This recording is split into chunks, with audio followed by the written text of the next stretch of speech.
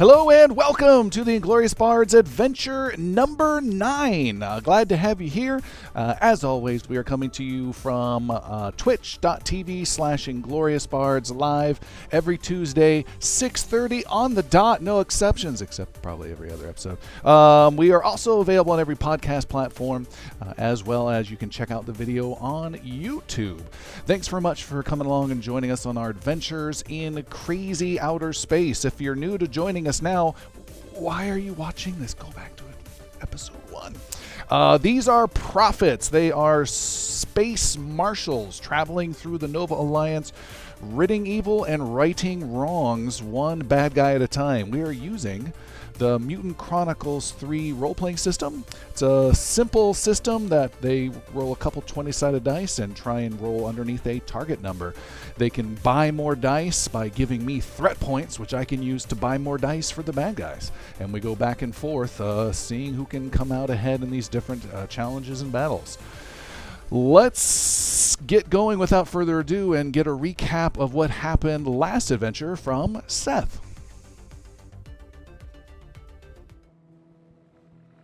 Hello!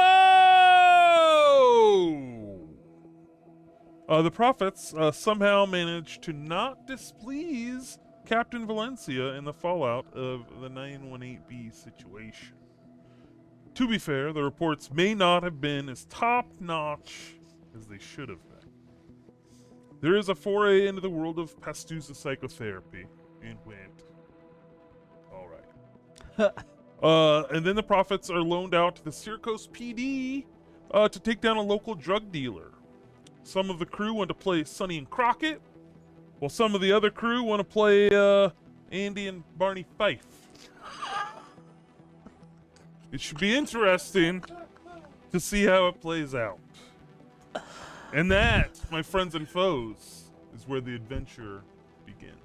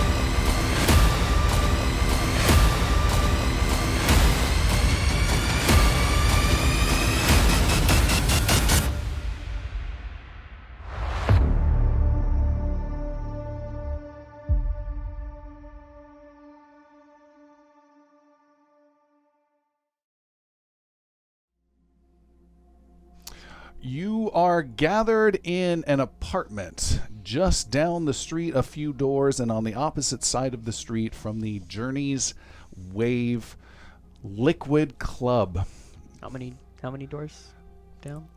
4. You're on a second story up in an apartment, and this is your stakeout location. It is the 7 of you.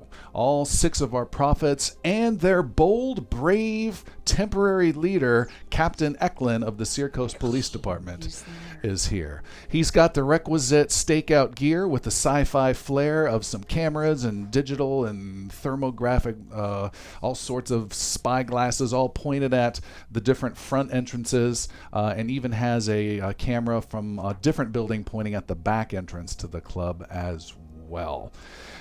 You are all gathered here ready to go take on this drug lord by the name of Tenco. The goal being to get him arrested for the drugs that he's been pushing, and you're coming in as undercover dealers yourself. You've already been spending some time updating Captain Fecklin on the situation and what your plan is. He has absolute confidence in you, and as you head out, he gives you a little pep talk. I don't know what kind of bullshit that was in the park. What the hell? You're supposed to calm an informant down, give him a clear goal, and instead you're terrifying him. He doesn't know if he's going left or right. He's in chaos, and he has to be able to know what's going on and trust the situation. Your lives are in his hands, and his is in yours. Now it's just chaos and danger. Explain this. We trust Dr. Pastuza. A rat can always smell a rat, if you know what the rhino means. Says the rhino, who go ahead and spoils everything by going in early to the club and showing his face ahead of time with no clear plan and got nothing out of it. No real information, and all you did was possibly risk the entire operation. Operation is still go. He did get high. I hate cinnamon. And you're supposed to be leading this ragtag group, he says to Ash. Haven't seen much leadership. That being said, we have a really excellent plan. And there is a whole lot of ideas that happen here. We're more of a collective group. But when I take over, everyone has been paying attention to what we've been doing. We got Dr. Pills out of there. Iggy is still on the plan with us. When we show up, there is a knock at the door. It happens every time I'm talking, doesn't it? It is fate. I'm gonna check on that right now. All right. He confidently strides over to the Yeah, door. I'm like, who do we want answering the door? Yeah. You open the door, and on the other side is a member of the Prophets by the name of Captain Valencia, your leader. He is standing there with a duffel bag slung over his shoulder and a none-too-pleasant look on his face, which is par for the course. Captain, come in, please.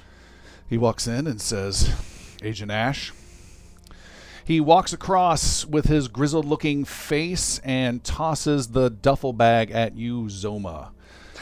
You can feel inside the metal weight of multiple weapons inside. He says, I had a feeling you might need some additional support. Brizoro came early this year. What came early? Brizoro! Bizarro? Hold on. Every time he does this, I've got to go to the racial entries.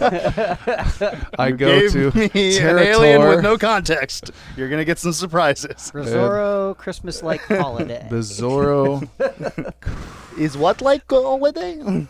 Christmas-like holiday. And we also have, for anyone scoring at home, or working on a wiki, we have the Territours, particularly are known for their martini gaseous drink by the name of Gorglak. Is another one. And then, which is second only to the amount that the Arkoi love their tentacle squid food known as Cruscasi is what I have down as a favorite of yours. He doesn't even remember it. It was like Cruscasian I something. remember Cruscasian. making that Cruscasian. up. Yeah, Cruscasian. Anyways. You're welcome. Inside the bag, you see there are two weapons that are nice and new and nice and new. Nice and new. The weapons in specifics. One is a Mason reinforced pistol. And you can obviously keep or distribute as necessary. It is close, 1 + 3 dice of damage, impact 1, semi-automatic. The big thing is that it has all pistols have close quarters, but this one has armor piercing 1. So for every sword you roll, that's 1 soak obliterated for each shot for that particular wound. Okay. Pretty sweet. That is sweet. Yep. There's a second weapon, and then the bag is empty. And that weapon is an Osprey heavy AR.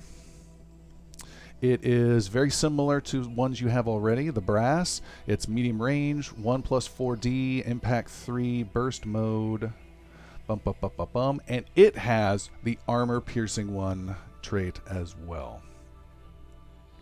Okay. But no ammunition. And bullets for all of those. Valencia says, I hope you won't need those tonight. Where we are going, we always need these. Fecklin goes up to Valencia and says, "Keeping an eye on the operation? Huh?" To Valencia. "Think your men can't handle this? Or are you keeping an eye on me?" And Captain Valencia nods over at Zoma. "I'm here to keep an eye on my assets. Those rifles are new." And Fecklin scowls. He seems unpleased. "So who's going in to the club again?" Well, according to the plan, it's Professor Fineglass who's going to be the distributor. His muscle, which is going to be Zoma.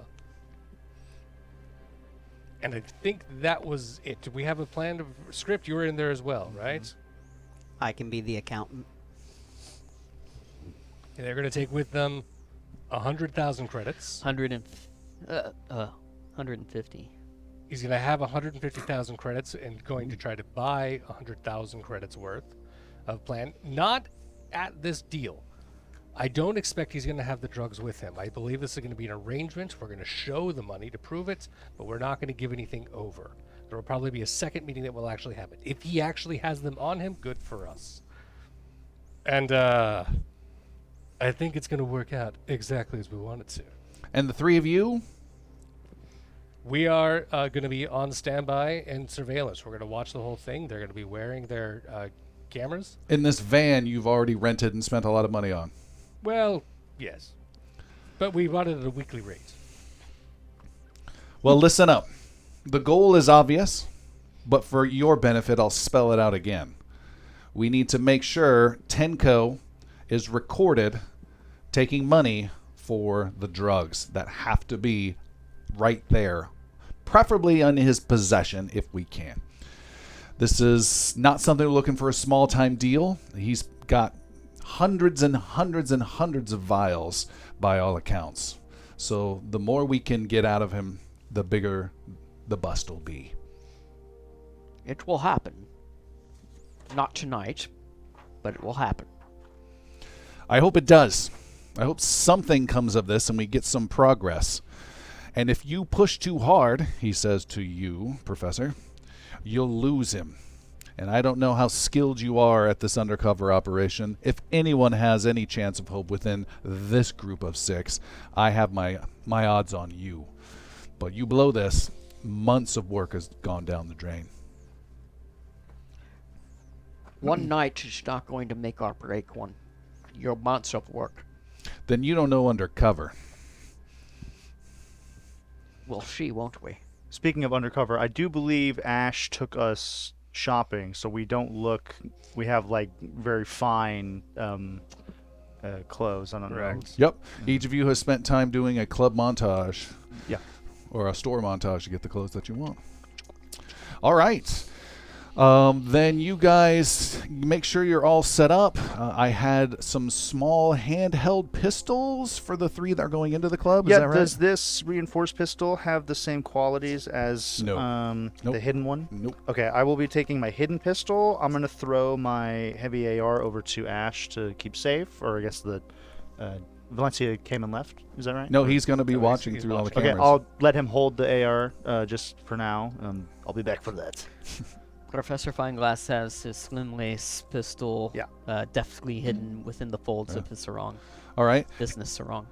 Business sarong. And keep in mind that the hidden quality of that is it's hidden 1, so it's a difficulty 1 of anyone patting you down to find it. So it's probably pretty good odds. 50-50 they will. But a regular pistol will be 100% chance. Well, I will have a regular pistol on me as well. I've got all the guns. So I'll have that to show to offer up as the payment kind of to get in. Great. And Script just has a regular pistol. Okay. It's like concealed but not hidden. So as in like it's like I'm not openly displaying it, but I'm not trying to on a pat down hide it. Gotcha. It So would we've be got clear. the 3 levels of difficulty to find our weapons. Usually be in a waistband or inside. Yeah. Under the Yeah. arm holster. Exactly. Yeah. All right. You should just put it in one of your compartments, one of your internal compartments. I don't work Open like wide. All right. The rest of you are getting ready to head out to the van.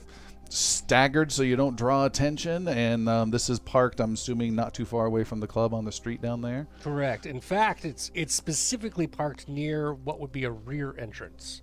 So if we need to, for example, bust out of the van and try to get our guys out of there, we've been working on a point of entry. All right. To get in. To follow that, will we have a code word in case anything gets out of hand?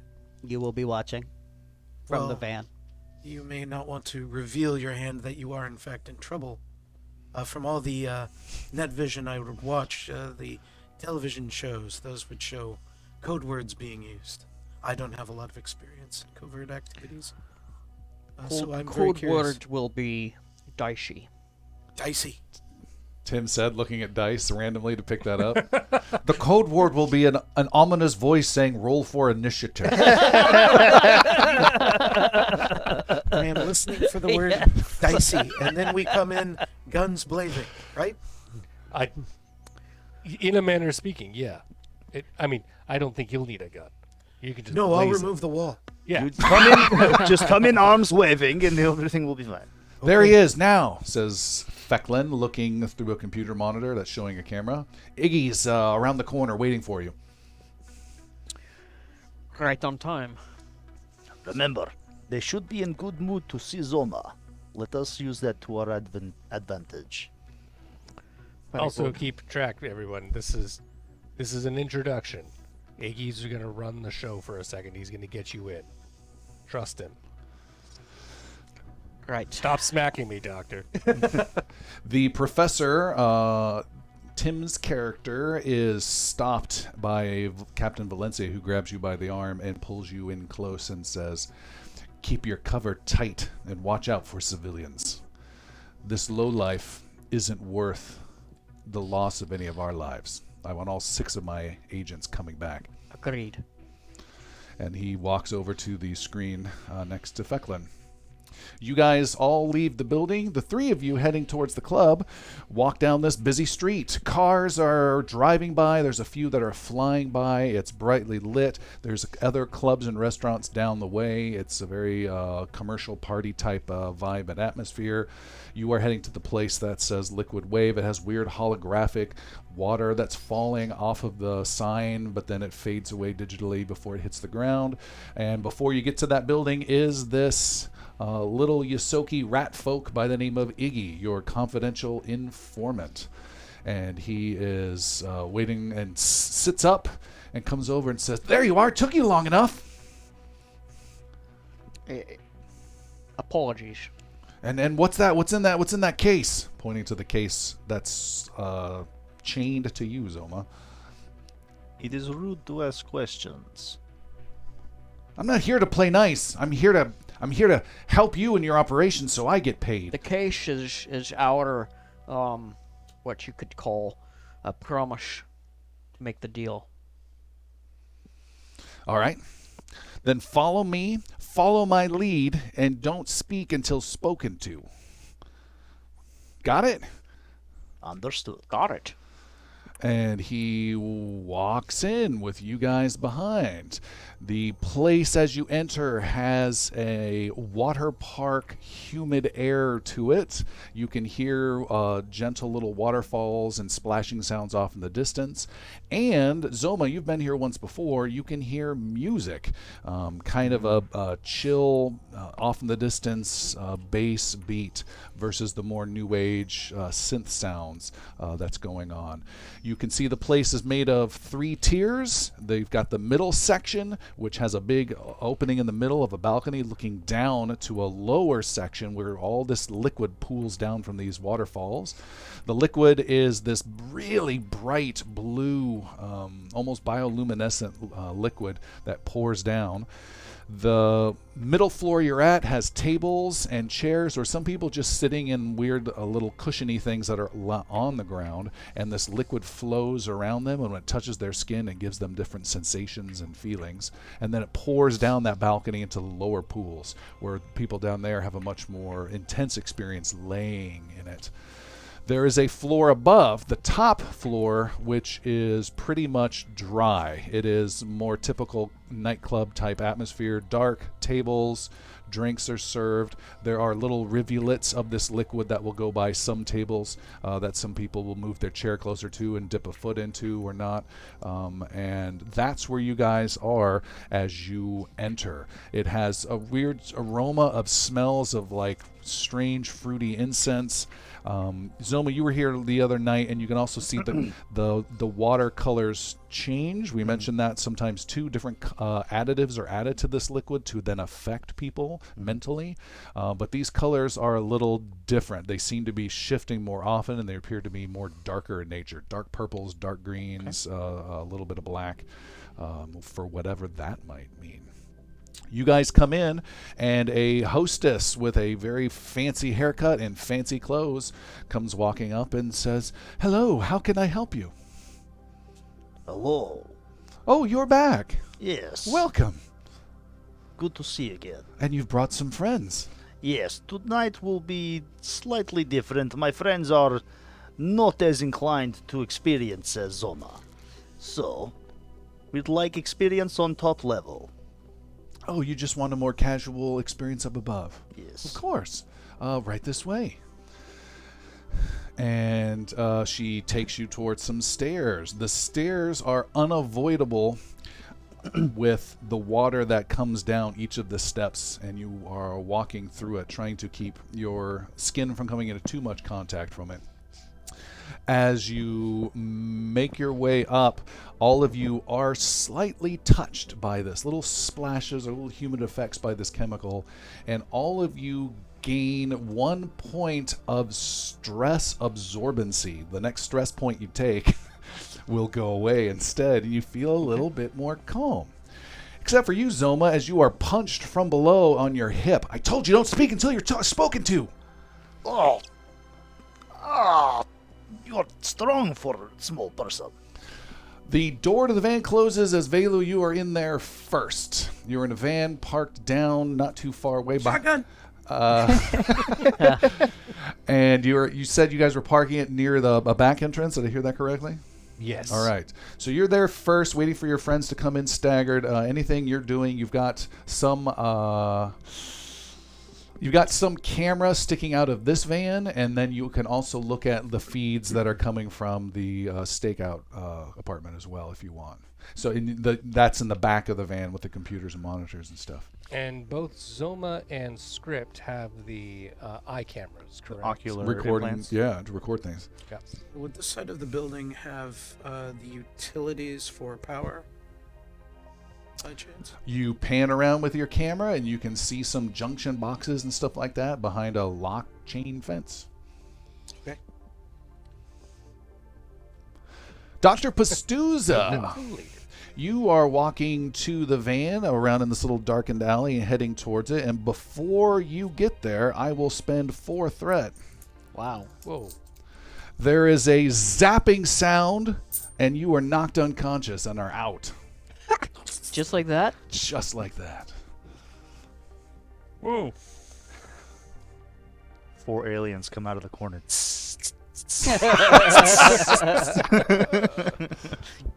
Get it, boys. Not too long later, Ash, you come walking around the corner and see the van and walk up and approach it as you see some other flying delivery van take off and fly off in the distance. Okay. Dr. P? Dr. Pastuza? You get into the van and you see Velu is there, but just Velu, not the doctor. Velu, where's the doctor? Am I conscious? You are conscious. Was I aware of the taking of the dog? That's very unlikely. Make an observation difficulty 4. What about the mystic observation? If He was takes only 11 monitoring the mental wounds. outside and everything. Right? Don't worry about it. Velu, can you take 100 23 cameras mental wounds for access someone? and 360 degree AI help monitoring it and everything. Let's see here. I'm going to take 2 dice, give you 3 threat. All right. He's buying extra dice to try and make this successful. Good luck. use a hero point. And Wow. using a hero To point. get an instant 1. Instant 1. Halfway there. If he has focus. I would imagine he does on that. He does have focus, he says. All right, just needs two more successes. Right, here we go. That is Jesus. No.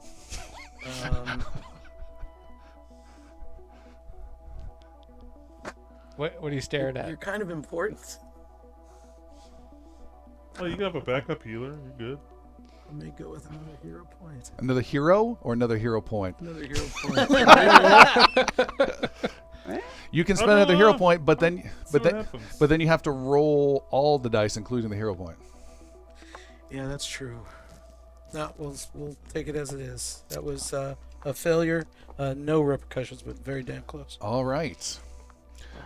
Ash, you have arrived. You see Velu going, no. I thought I saw Oh, something. he no, he's not. All right. Doctor's gone. I don't know who took him. I must have had my back away. I will radio him on comms. Okay. Dr. Pastuza, what's your 20? There's no answer. Tails? Ah, jelly beans. Did we go after him? I don't. Hang on. Ash wants to back up the footage and see if he can see that the delivery van that took off. Okay. And see if I can find any details on it. You might be able to make an observation roll, difficulty 4. 4. Hang on. How observant am I? I'm not gonna be able to do that unless I give you 3 threat. No, I can't do it. That's a money-making option for me, apparently, at that point. Apparently, yeah. Difficulty 4. Yes. Yeah. It's very unlikely. You just see a glimmer of the back end of it on Dude, the camera angle. Since I rewound footage, can I see him being Nope. taken? I just see it taken. It was out of frame, out and of you frame. just see the back end of this delivery van leaving, and then your head going loop doo doo doo doo as you walk through. Okay. They completely avoided the cameras. I don't know how they got by. I mean, if we did an observation roll of 4, I bet we could figure it out. Do you know how hard that is? I'm joking. Being a dick. Those are some skilled individuals. It's not a small thing. It's not a petty theft. It also means we're probably made. Oh, surprise. Bailey, keep your eyes on them. I'm going to see what I can do to pursue this. And So I stay in the van. Ash is going to reach out to Captain Fecklin All right. Son of a bitch. and report what I think is Make it happen. Captain Fecklin. This is Fecklin. Hope everything's going smooth. It's not quite, sir. We believe that one of our observers, Dr. Pills, might have just been abducted. There was a flying What? delivery van that came by. He was here in the van. Jesus Christ! I You was just with the misplaced a doctor? It's entirely possible. Do you have any ways that we can get observations on delivery trucks that are around? I can give you the feed What? that I received. You've not only lost him, but you need me to do your job for you. I'm working another sting. We're already working. I have 3 guys undercover. We need to keep track of them, but I can't be down in man. I need additional backup. I'll get back to you. Tell them the money's gone too. What? Disconnect. Inside the club, the 3 of you inside, the Professor, Script, and Zoma walk up to this upper darkened club area. It is dark with some holes in the wall where this blue liquid pours out gently, and little bioluminescent blue lights up the ground and little rivers before disappearing in holes in the balcony wall and splashing down into the level down below. There are, I'd say, 20, 25 people up here sitting in different groups and different clusters. And there is one table set aside from the rest in the back where there is a guy who matches the picture you had of Tenco, a no-necked, thumb-looking, like hard-skinned, like a lizard guy who had his head smushed in and just totally rounded out into a perfect light bulb type shape. Like a Goomba? Sure. Super Mario Brothers, everyone. Dejan. Classic film. Goomba. Dejan. And you see him, and he's got a bunch of other people sitting with him, and then Iggy, your confident informer, says, "All right, wait here. I'll make some introductions. Just sit down and look like you know what you're doing." We sit. All right. Yeah. You sit down. Iggy walks over and strides confidently over to that table and is intercepted halfway there by two guys that look of the similar race as Tenco, big, thick, brutish-looking dudes in some stylish-looking suits. Everyone here looks stylish, dressed to the nines. This is definitely a hip place to be. And Iggy is stopping. You can just see him putting up his hands and just trying to calm them down. And then another person comes up to him. And it is...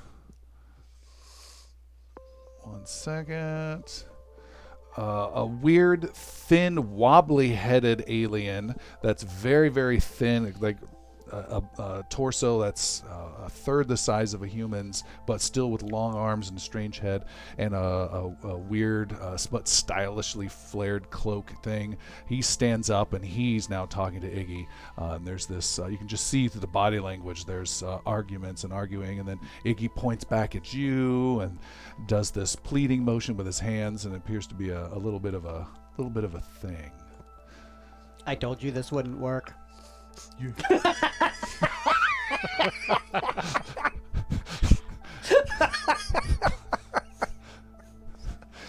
Meanwhile, back at the van, we have Velu and Ash. Anything you two are doing? Observing where this is going. You can see this fine. interior scene through their eyes. Yeah. Seeing everything that's happening there. Do either of you have... I didn't set this up ahead of time. Do either of you have communication pieces to hear us? Like radio? Sure. Yeah, I'm sure we Okay. have our comms. So I'm going to message you, Script, and let you know that things might be getting dicey. Dr. Pills... That's our code Did word. you say dicey? Just starts cutting loose. What was your code? Grenades are tossed. They need help. Script, you need to know this. Dr. Pills is missing. He's not here near the van. We cannot find him. I did see a small piece of footage of another van taking off, flying off near our direction right before I came around. There is a chance we're made. Seeing what's going on in there, I need you to be on high alert. Script's just like getting down on the music, but he's like nodding. Yep. All right. Hey fellas, we're staying pretty confident over here except for Velu. But just saying, try to do what you're gonna do there. Are we going to try and go after him? Or are we staying here? I'm thinking, Velu. In the club, Iggy gives you a one finger, just give me one moment from across the way back at you guys sitting at the table. A lady comes up, a waitress, and says, "Can I take your order?" And she offers a drink menu and a liquid essence menu. Script order a drink. None for me yet. All right. Gorglek. She says, "Oh, I'm not familiar with that drink." Damn. Pitina wine? No, I think that's no. Your best ale. She looks away confused. After some time, she brings back a drink. And Script, you said nothing for A you? martini. A martini. She's got you set up. So a martini for you and a very fancy-looking drink for Zoma that has weird fruit and umbrella things sticking out of it that you can't quite get your mouth around. Perfect. And she drops that off. And after a few moments, Iggy motions for you guys to come over. All right. It's showtime. Zoma puts Fine. the coconut down. My glass stands up, and we... You should have it with just the whole time this big thing's going. Yeah, he's always got a nice fancy girly drink. Slurping away. You are motioned to go to the midway point where Iggy is at.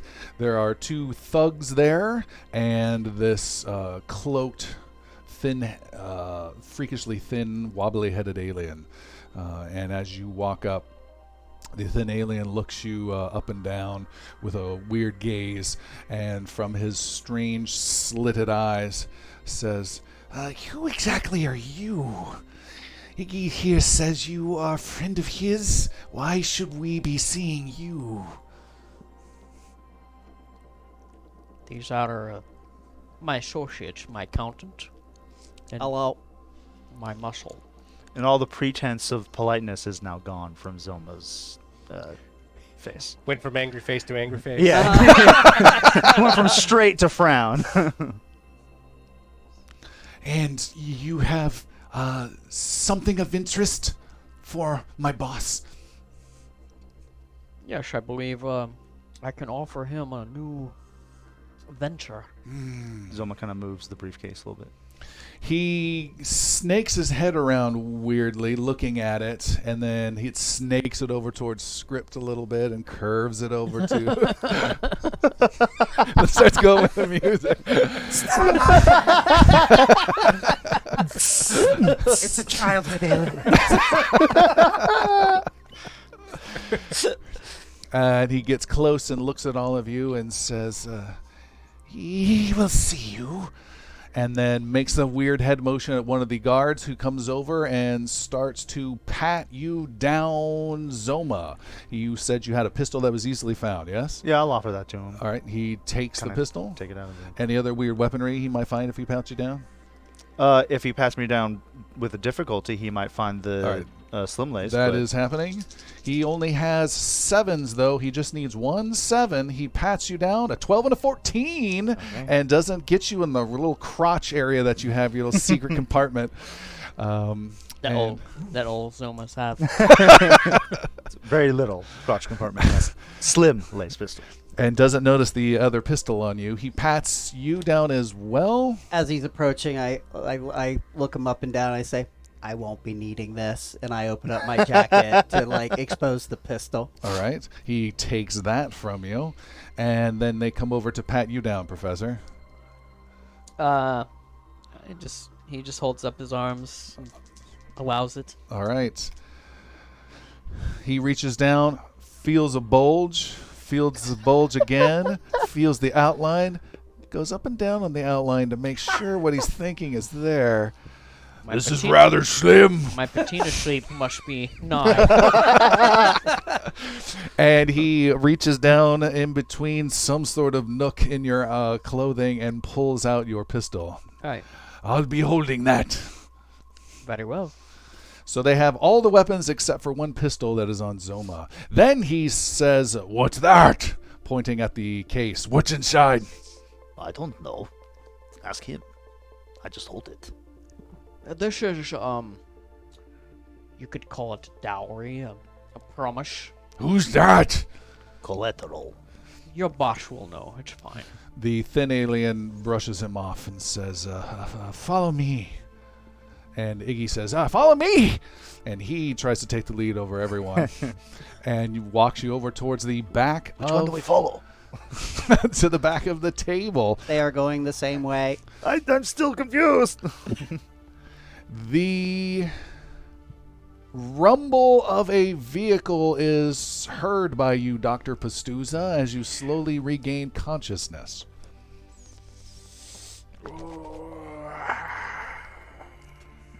What happened? You're feeling a bounce and can, after a few moments, realizing you're in some sort of vehicle, and a few moments later realizing you are in a vehicle that is flying. Can I see? Do I have a bag over my head or any weird stuff? You blink your eyes, you can see your hands are bound in front of you with some zip tie. Your weapons are gone. And you are in a van with someone driving and 2 others behind you, with you in the back. 2 humans and a weird you-headed alien that's very brown is in the back with you as well. Are like eyes on each of the? Yeah, oh yeah. It's like a snail. Who are you? You.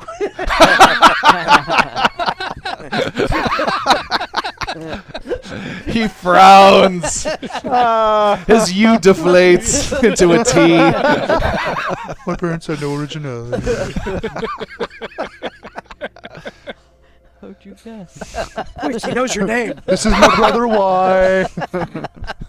Q's really weird. Where are you taking me?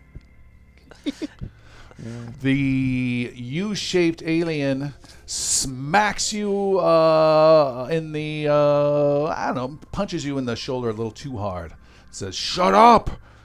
The human next to you says, "Easy, easy, don't hurt him."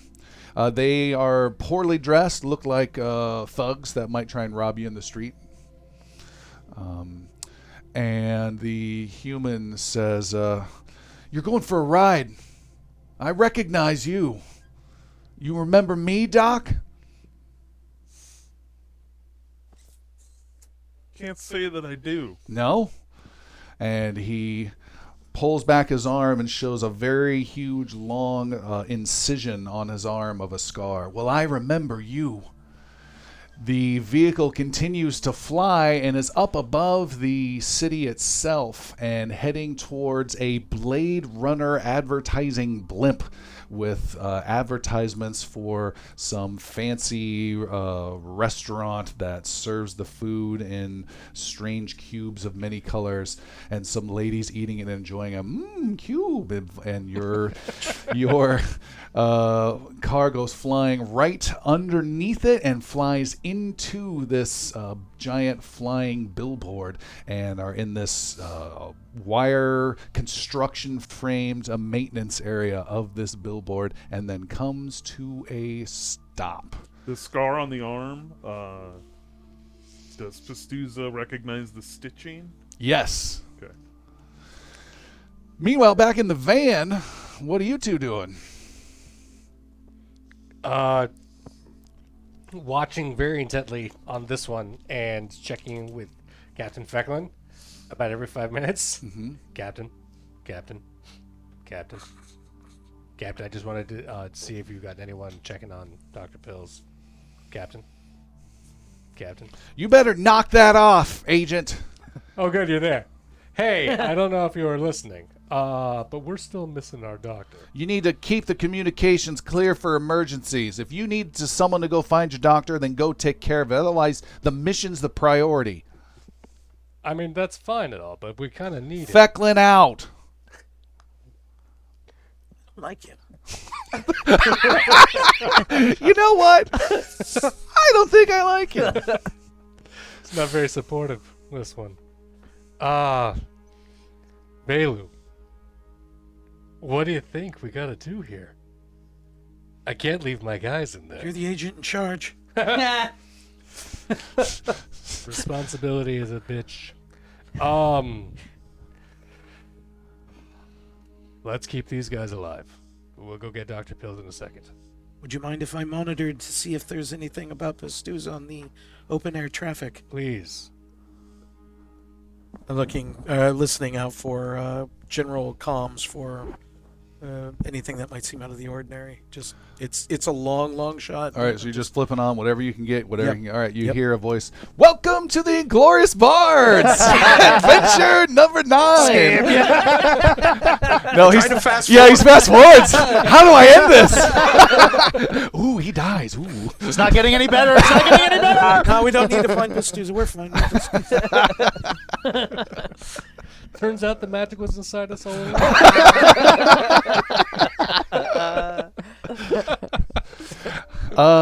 The three of you inside the Journey's Wave are brought over to the finest table of all. Here you see there are several... I still have my martini, by the way. Yeah, oh, sure. There are several thugs that are sitting there with what is obviously their boss, Tenco. He's this, again, thumb-shaped, dark-skinned looking fellow. He looks like he should have like crappy orc leather armor on and like a barbed shield, but instead he has like stylish, bright colored, awesome clothes like everyone else does around here. His guards also look big and meaty and hefty, but are wearing these really stylish clothes awkwardly. Style is very important here at this place. And he sees you. And you are also being escorted by the original 2 bodyguards and the thin-looking alien with Iggy. And Iggy says, "Hey, Tenco! Hey!" Dangerous. Very dangerous. That's twice with Iggy. "Hey, Tenco! It's the fellas I told you about. Just like I said, this is the professor. Was your agreed upon name? Professor. Professor. Yeah, the professor. This is Professor and his guys. Professor, this is Tenco, and I'm here to make sure that we're all kind of just getting. And Tenco just interrupts him and says, "Have a seat. Welcome." Thank you much. He eyes you up and down, Professor, and I need all of you to make lifestyle difficulty 1 rolls for your selections of outfits that you made the day prior. Okay. Do I get to support him with this since I took him out shopping? Do you have lifestyle? I do. You may keep your roll, Chris. Nah, Keep your roll. I'm good. No, your roll keeps. Go ahead. I'm actually going to take a hero point on this one. just to make sure, because I feel pretty good about this. My lifestyle is fairly interesting in my upbringing ahead of time. So I've got 2 focus in that, making this 2 successes. So that's a Puts success it with on momentum. the hero point. And then roll 2 Stylish. dice. And I'm going to roll 2 dice on it as well. Difficulty 1 lifestyle. That is another. So that is a success with 2 momentum. All right. You guys have 2 momentum to share. Cannot bank it, but can share for this particular roll. I succeeded, so All right. I passed, so I did not. All right. use those 2 So- momentum. Yeah, I will We'll use the use- momentum. All right. Can we use- Should, for should sure. I that I can re-roll? Nope, you just pass. Okay. And one of you can look a little bit more stylish than the others. It will be Professor. me. Yeah, Professor. All right. for sure. Professor looking slick. What's the big highlight of your couture? So, as noted earlier, it is a business sarong, and why is that? It's fun? just As opposed very to like your party, sorry. The highlight of this is that for inclement weather, I can just pull a little drawstring near the top, and a hood like unfolds out of the sarong automatically. Just Your Like clothes are now dry.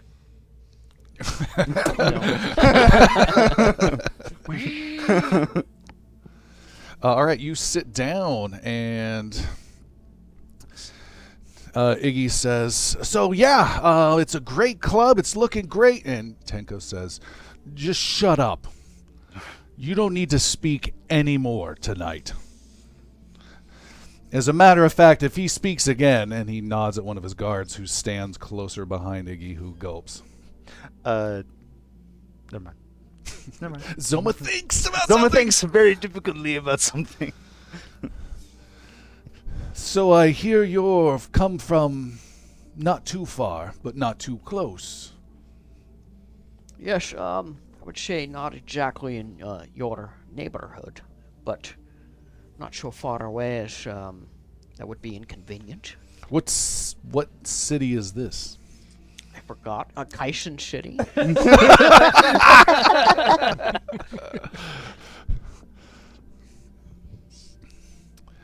Would you like something to eat, something to drink, something more fancy? I would be honored. He waves in, and some really nice food and the best drinks that they have are brought over, and says, "Eat, enjoy, drink, drink." Fineglass takes a couple bites. Inhale. It doesn't drink anything. Yet. Slur. Slow. But what? But doesn't drink anything yet. All right. Does not drink anything, but does eat some food. All right. He starts to choke. So dry. Just need a little. That's how I like it. So you are looking for more than just entertainment tonight. Yes. I think we have a common interest. And what is it that this common interest is? I'm careful with whom I speak to.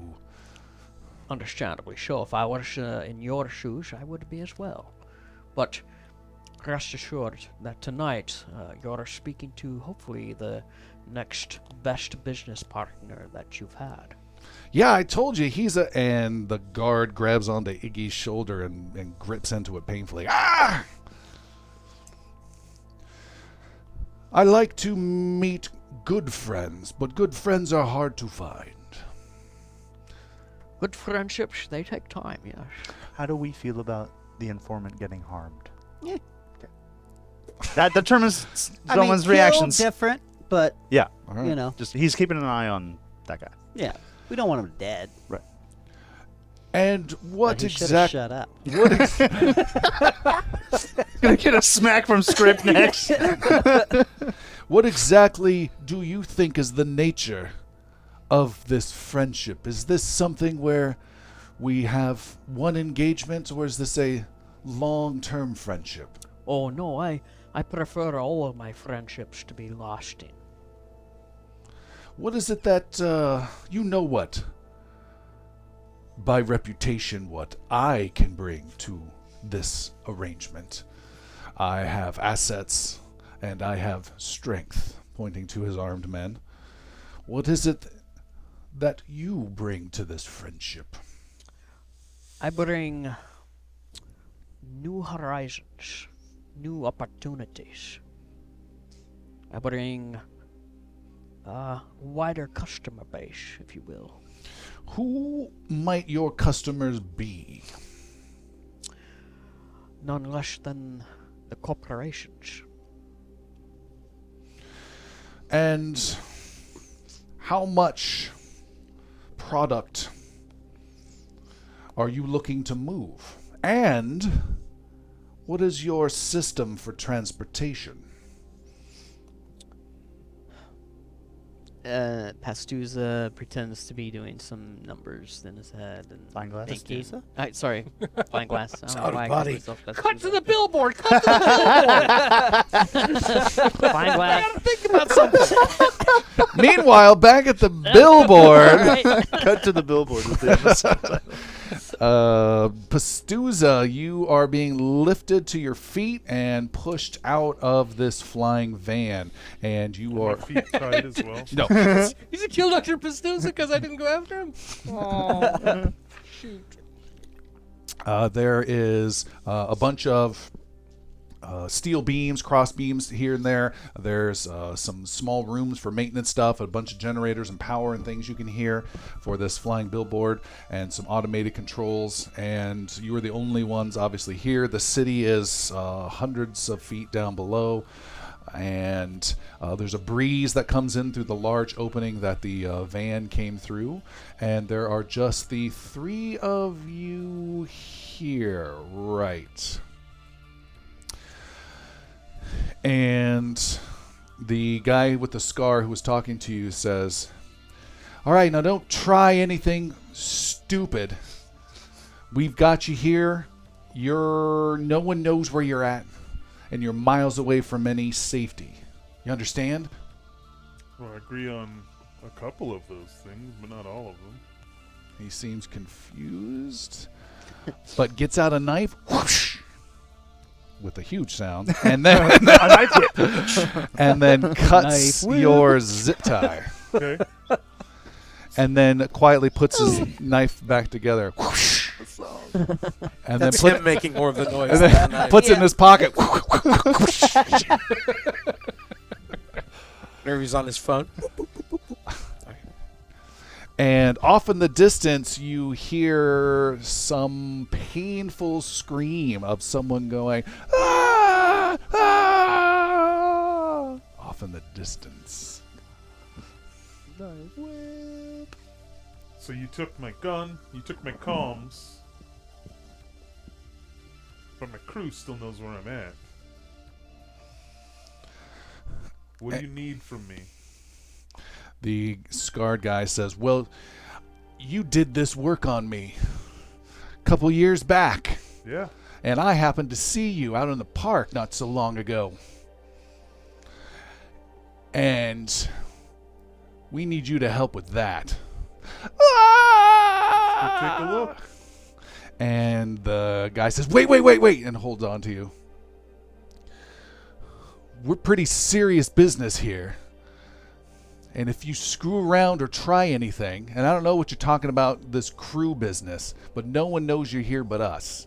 "And if you listen and you take care of our friend, we'll get you back safe and sound before the night's done." Okay, well, let's go look at your friend.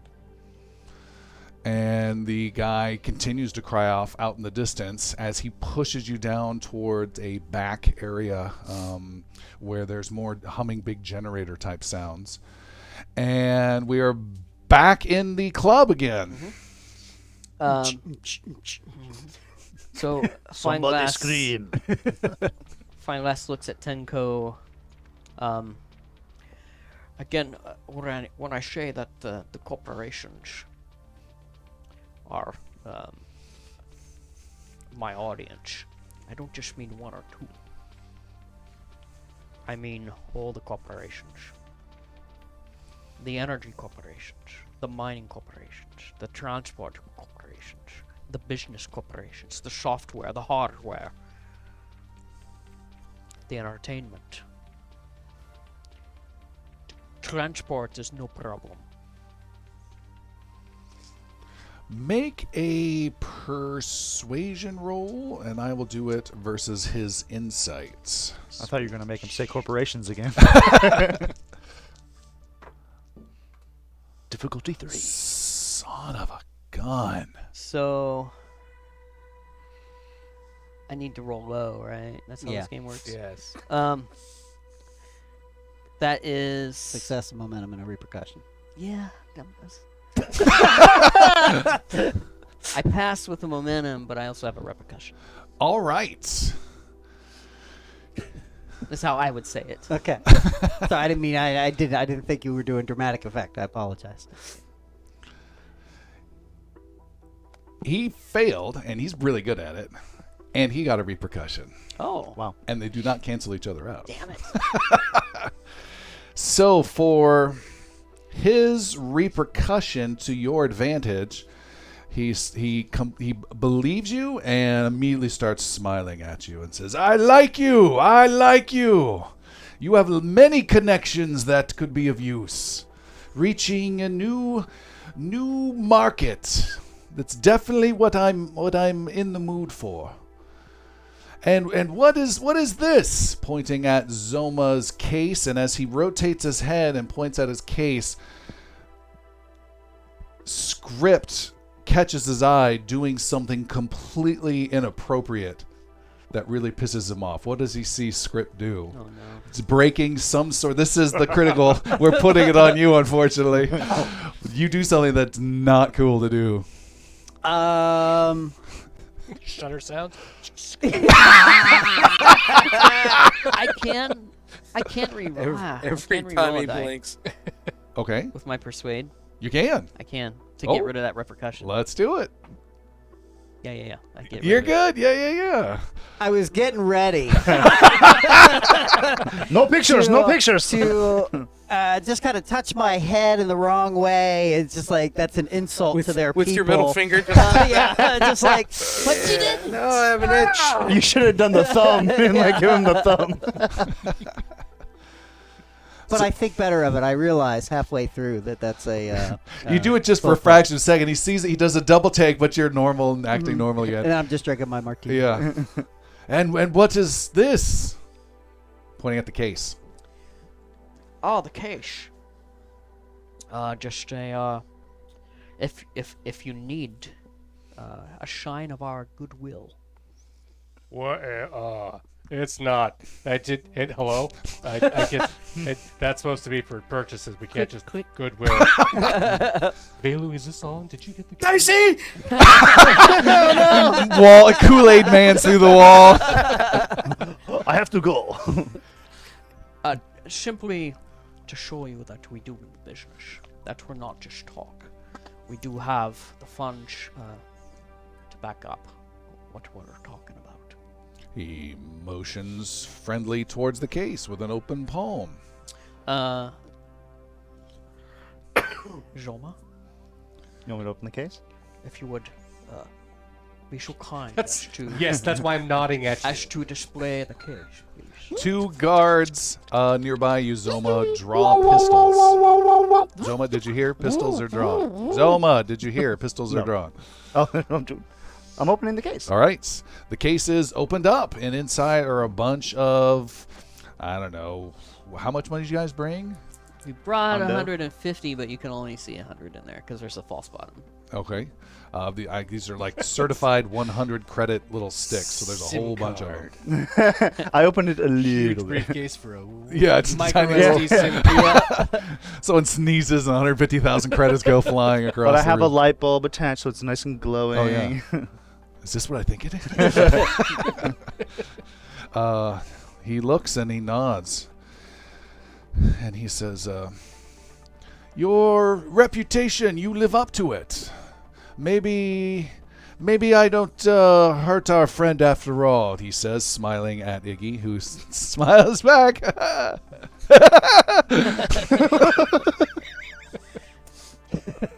I'm pleased. The slow head shake from Seth out of the corner of my eye was worth that laugh. It's just every time. Zoma pretty quickly closes the case. All right.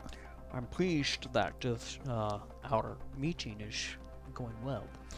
He says, yes, and make a persuasion roll for the overall vibe you're giving him. Okay. That is, I pass with a momentum. All right, another pass with a momentum. Do you want to bank it, or do you want to spend in that to increase the result? Let's bank for the moment. Okay. I would use it. This is a good use. I'm okay with that. Okay, we'll use one. All right. We'll use that one. You're We've the got another one. face. Be the face. Describe this moment, this last line you say that really captures his attention and brings a smile to his face. What's an end cap to the what your spiel is? A mushroom cat. Yeah, See this so watch. so Tenco is sitting in his chair, and Fineglass is sitting beside him in his chair, and they're both leaning towards each other on the armrests as they're having this discussion, and Fineglass just the curl of his mouth just kind of turns up, and his monocle just flashes, just kind of like a wink from the monocle. All right. Nice. Everything's going your way until you accidentally say, boy, I thought things were going to get a little dicey in here.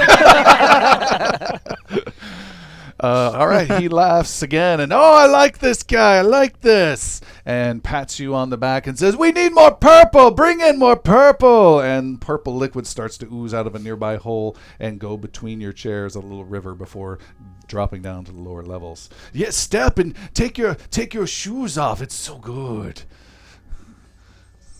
I'm working. And he dips his uncovered foot into it and rubs it around the liquid. Oh. Zoma looks to see if the two security are Okay. Fineglass puts a foot in as well. in vibes. All right, you dip your foot in, and your pupils just go super wide. He patinas. Yeah, you start to feel very good and very happy about it, and are now the two of you are both laughing and having a great time. The guards are not touching the liquid. Yeah, at we all. don't either then. Yeah. Well, I don't. No, I'm not. Scripts right. drinking. Just dipping the martini Yeah. glass I in. just don't get it. Back in the ad blimp, you are taken to another metal platform. Some cold air is blowing your little ratty hairs around left and right, and you can see there is a little hatch that is locked, and you can hear another cry of pain from down below. Ah! Open this up. Let's get to your friend. And the guy, Scar guy next to you says, "Not so fast. You gotta know what's going on." Somebody's injured. Somebody's in pain. Yeah, but it's all right. And he walks over and lifts up this heavy trapdoor thing, and it goes slamming down on the other side. And there are there's a ladder that goes down, and he and his 3 friends circle around it and nudge you towards the ladder. Huh.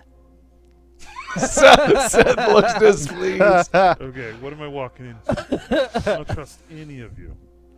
The guy with the scar says, "You're gonna go down there and you're gonna fix him up, make Okay. him right. Give me my pack. Give me my things so I can fix them up. Hey, give him his pack." And they go and give you some sort of doctor satchel bag thing that you have with you, and making sure they take out anything that is glaringly bad, but not necessarily hiddenly bad, if there's anything like that. So all medical supplies and stuff, but any scalpel-like stuff they don't think anything of. But any weapons or comms are confiscated. Okay. And they toss the bag roughly into your chest. Now get in there. Okay. Save him. Okay. And I'll go down. You go down the ladder rung by rung, and even before you reach the bottom, there's a big squeak, ka-chunk from above as you are closed in and them not coming. Dark down here. It is dark. It takes a few moments for your lights to adjust. And up above, they just have a brief conversation of, "All right, now what do we do if this fails?" "I don't know." "You think he's going to fix him?" "I don't know." You go down to the bottom of the ladder, your eyes trying to get used to things. There's a lot of humming here, and you are surrounded by a bunch of generators that are powering things, a couple of them hooked up to big batteries somewhere else, and you can hear another loud cry of, "Ah!" You look around, peering through the darkness with some thin little lights that are on. You can see at the far end of this little sub-basement area, there is a guy lying on the ground on a mattress that is blood-covered. He is bloody. He has very few clothes on, and he looks to have been impaled by multiple beams and rods of metal and just skewered like he fell from a good height and landed on some painful things. Velo has some things he wants to open up to. This looks rough, man. You saying that to the guy? That's quite the bedside manner. Hard knocks, baby. You're not gonna make it. Not today. What happened here, fella? As you get closer and start talking with him, you see that it's even more gruesome than you thought. He has been affected and modified and surgically altered and had these metal bits added to him. So he has a big metal spike sticking out of an elbow, but it's just all awkward and not cool and shadow running. It's just a weird metal rusty bit. There's metal bits that are sticking out of his throat off to the side, almost like a pseudo Frankenstein. He's got a hand removed and two long fingers that are extended out that he has barely any control over. And then he has some cool cyberpunkian closed-in blade that they have in that game coming out of their arm, but for him it's awkwardly coming out of his chest, and it's some nasty-looking cutting thing that he has very little control over, and he's just laying in this huge blade, just slicing left and right through the air as he's just all bloody and in total agony. You are caught off guard by this and must make a willpower difficulty 3 or suffer some mental wounds. Momentum. I'm burning that momentum. That's a good idea. Oh my goodness, I'm gonna burn a hero point as well. That was some knocker dice there. Fail. No. Yeah, I fail. You fail. You are shocked in horror at the sight that you see. I am spending 2 threat to bump up the effects of this, and you suffer 2 mental wounds, which will start to wear you down over time. But you also take 2 stress as well, which is going to increase your critical failure rate, your repercussion rate. As you see that, what's that look like in Pastuza's? How does he what's that reaction like? I just like as he inches closer and he's seeing this horror. He's just like kind of has some flashbacks to some battlefield wounds and back when he was in the army and had to take care of like these other soldiers, these young boys just ripped to shit. And kind of just it shell shocks him a little. You come out of it briefly as the guy's nasty razor chest claw thing goes, or scything blade comes out and slams in the ground and pulls him painfully a few feet closer and reaches out and pulls him and slowly inching towards you. Oh God! And we are back at the van outside the club. I'm sure he's fine, right? Like he's okay. He's got his comms, he's got a gun, he's got all of his tools. I'm sure he's not going to be like. I'm sure he'll be fine. But using this open net, I want to try to access his comms and use it as a tracking device. See if I can do such a thing. You want to use his comms as a tracking device. Correct. He's not answering. It's on, I think, and if it's on, maybe I can use it. Actively like. Triangulate. All right. It is not in any way designed for this. This will be near. I should just say no, but let's give it a whirl. See if you can pull something magically off. Sure. This will be an insane difficulty 5 mechanics roll, but because of your relentless van expertise, I will drop it to a difficulty 4. 4 mechanics. Nope. You've been in the van so long. We're going to drop it to a difficulty 3. Mechanics, which I don't know if you're known for. I'm not known for mechanics, no. But I'll be damned. I'm determined for my guy. Now, if I spend, it would be 1 success. Because you don't have any focus points to get the double success out of it. Right. Yep. 1 hero point, lock in 1 success. You need 2 more. Yes. I'm trying. Come on, Van. And a momentum. You got it? I got it. Oh, my God. A success with a momentum? A success with a momentum. Wow. All right. Almost. Yeah.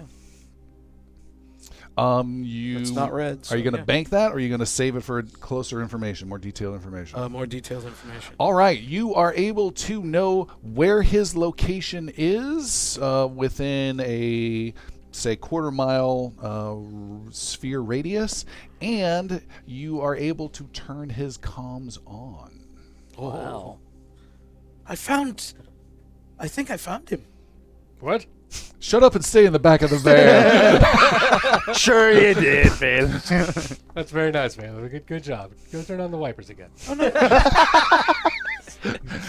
Keep the engine warm. Give me those coffees now. Come on. Keep holding the flashlight. Where'd you find him? Where is he?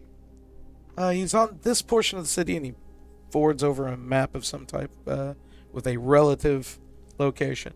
More importantly, his comms are on, but he's not talking. It's some weird chatter in the background. You can hear over the comm some distant muffled voices saying, he might save him. I don't know. I don't think he will. You never know. I mean, look, he was able to patch me up. Yeah, but I don't like him. He was making fun of my shape. And then but he hasn't killed him yet. I mean, I'll keep monitoring this channel and see if more information comes across. And then you hear one of the voices say, but if he does, then we kill him. And then it gets muffled after that. He should be fine. Is the blimp moving at all? That's amazing, man. Is the blimp moving? Yes. Is it stationary? Okay. I'm sure that would help. I thought it was going to be an education role. Wait until I tell script. He's going to be so excited about what you taught him. All right. Did you undo the radio? We got to put that back, man. There's wires everywhere in here. That I'm not doing. I've only got so many hero points. Back at the club, more time has gone by. Pastuza, you are enjoying the purple liquid. Nope, Fine not glass, Pastuza. maybe? Sorry, fine glass. Fine. Professor, you're enjoying some of the nice liquid, and Fine glass also is sitting within Tenko's personal bubble. okay, Like, they're definitely shoulder to shoulder. okay.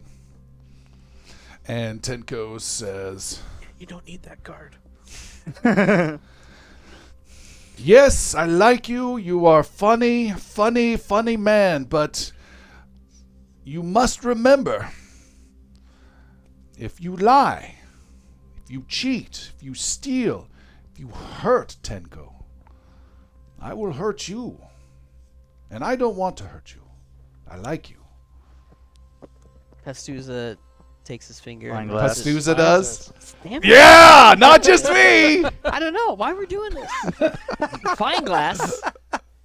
Fine glass takes his finger and runs it along Tenko's chest. I will not hurt you. Unless you want me to. Hey, Professor, you're doing a great job in there. Let's not make it weird. You're still on Too late. comms here, and I had to see that. Zoma, so- can you stop staring at them? He says, "Then tonight we drink and we enjoy the purple." And starts doing little Tenko dancing as the party gets underway. And the informant Iggy just nervously dancing and trying to get in on the action, but Tenko doesn't have much interest in him at all. And after a while, has his little alien buddy get him out of there and enjoying your company instead with your two friends. And the night continues on. Whoosh, back at the ad blimp. Was that a knife? That was a knife segue? Knife wipe. Yeah. Screen just cuts. White. This whole Switchblade. episode is a knife wipe. It's great. We got 3 scenes. You are there, this crazy, modified, tormented guy crying, "Ah!" as he's getting towards you, and you're not sure why. I back up a few feet and, hey, can you understand me? And he just slowly ka-chunk and pulls himself closer to you. Ah! There's this trail of dark reddish blood being left behind as he pulls himself off the Do any of these mattress. modifications make sense to Pastuza? I mean, I'm sure in this world, like, that's a thing, but, like, these monstrous ones are kind of Yeah. crazy. Make a medicine or mechanics roll. That's tough. Difficulty 1. I did it, so can you. Difficulty what? 1. Success with the momentum. All right. You see that there is not much logical sense to these modifications at all. Also, he has a strange-looking exhaust port, kind of like Iron Man-ish circle in his chest as well. Who's a human? Yes. Like 60% human? He's more machine than man. Well, he's not moving very fast, so I kind of want to skirt around him and come at him from behind. Okay. You come around him. He is slowly rotating, but it's a slow process. Danger, Will Robertson. It hurts when I do this. And I want to take a closer look, closer look at the one of the mods. All right. You get close as he's slowly trying to rotate around, and you get to close to examine one of these little metal extensions. And as you do so, he moves in such a way that one of them comes over and cuts you. But you do get to perhaps make a medicine roll, but we will find out after our break. We will be back in just a little bit and see what happens next. See you soon. We are back with back in the club right now, where Tenco has become one of the big fans of the Professor. And speaking of fans, if you'd like to be a fan of the Inglorious Bards, please drop by patreon.com/IngloriousBards. A few dollars there will get you access to our after show and some one-shot games that we do from time to time as well, and hear what the players think after each adventure. And the support is always appreciated. So we're at the billboard? You know, we are in the club. In the club. It's my face. In the club. So Tenco. It's Duck Club. Thank you. Tenco is laughing, having a great time, and partying, and is going to party for the next hour or two with you guys, unless there's anything special you want to discuss. Wineglass just follows his lead, but very cautiously also makes little advances. What kind of advances? Sexual. Little advances. You're so far away, he can't show you what he means. I'll show you on the doll. All right, so you're touching. Is it interspecies or is this the same species? You guys had this. Xenocompatibility. You guys had this. Yep. I know. Fine. I'm just waiting for Tim to mess it up. We were You're not gonna have to wait congratulating long. you. I know. I'm just like, where's the touching happening here and why?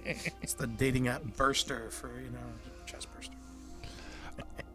All right. It's been, say, 30, 40 minutes into this as the doctor is being tossed down into that hatched area.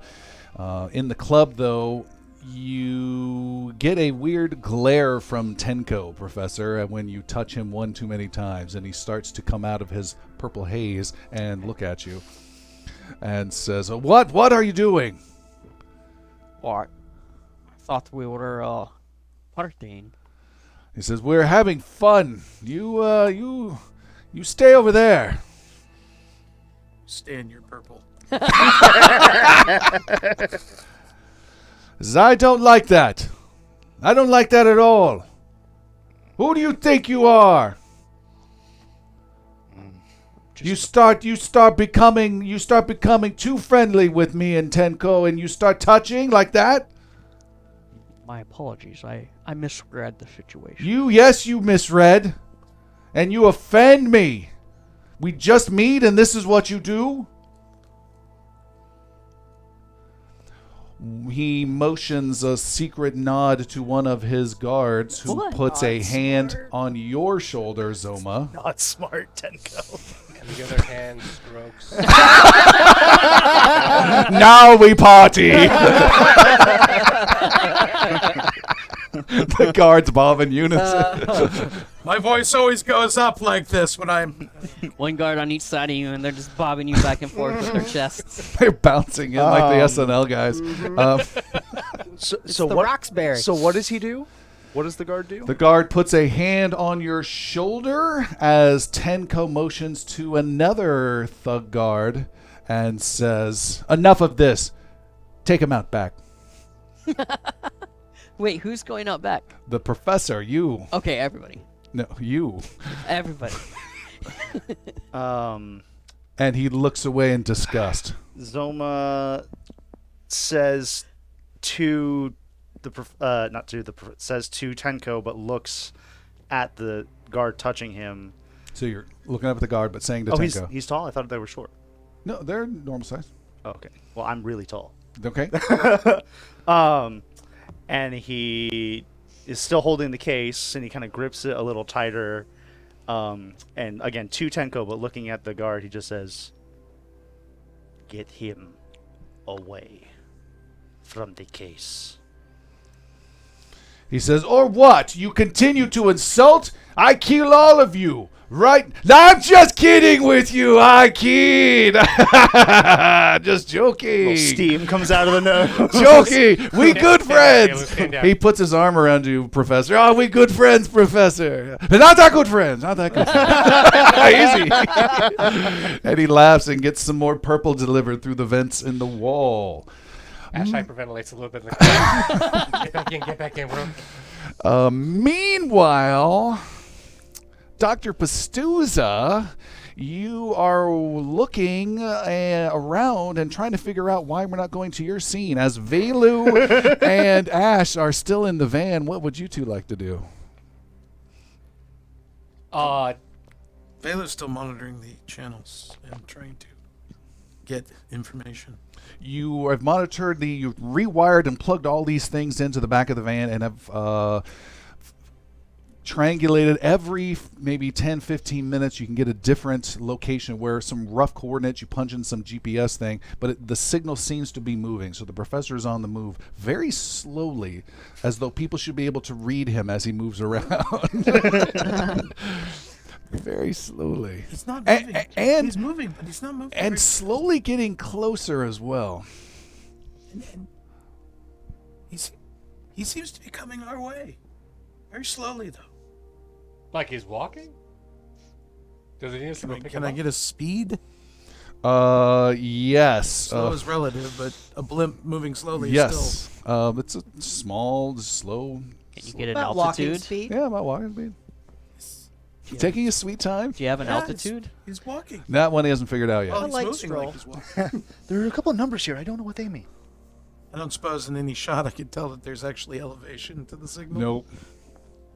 I have this weird feeling, but it's just not. If he keeps walking this way, he's bound to cross a lake. I don't think he's going to walk across. All right, well, I'm super impressed that you're still able to pull that off. So you keep following him, and I'm going to put Wait. guns back. What? No, he's still moving. Okay. He's not stopping. At this rate, he'll collide into something. I'm sure he'll be fine. Like, slowly, but he'll collide into something.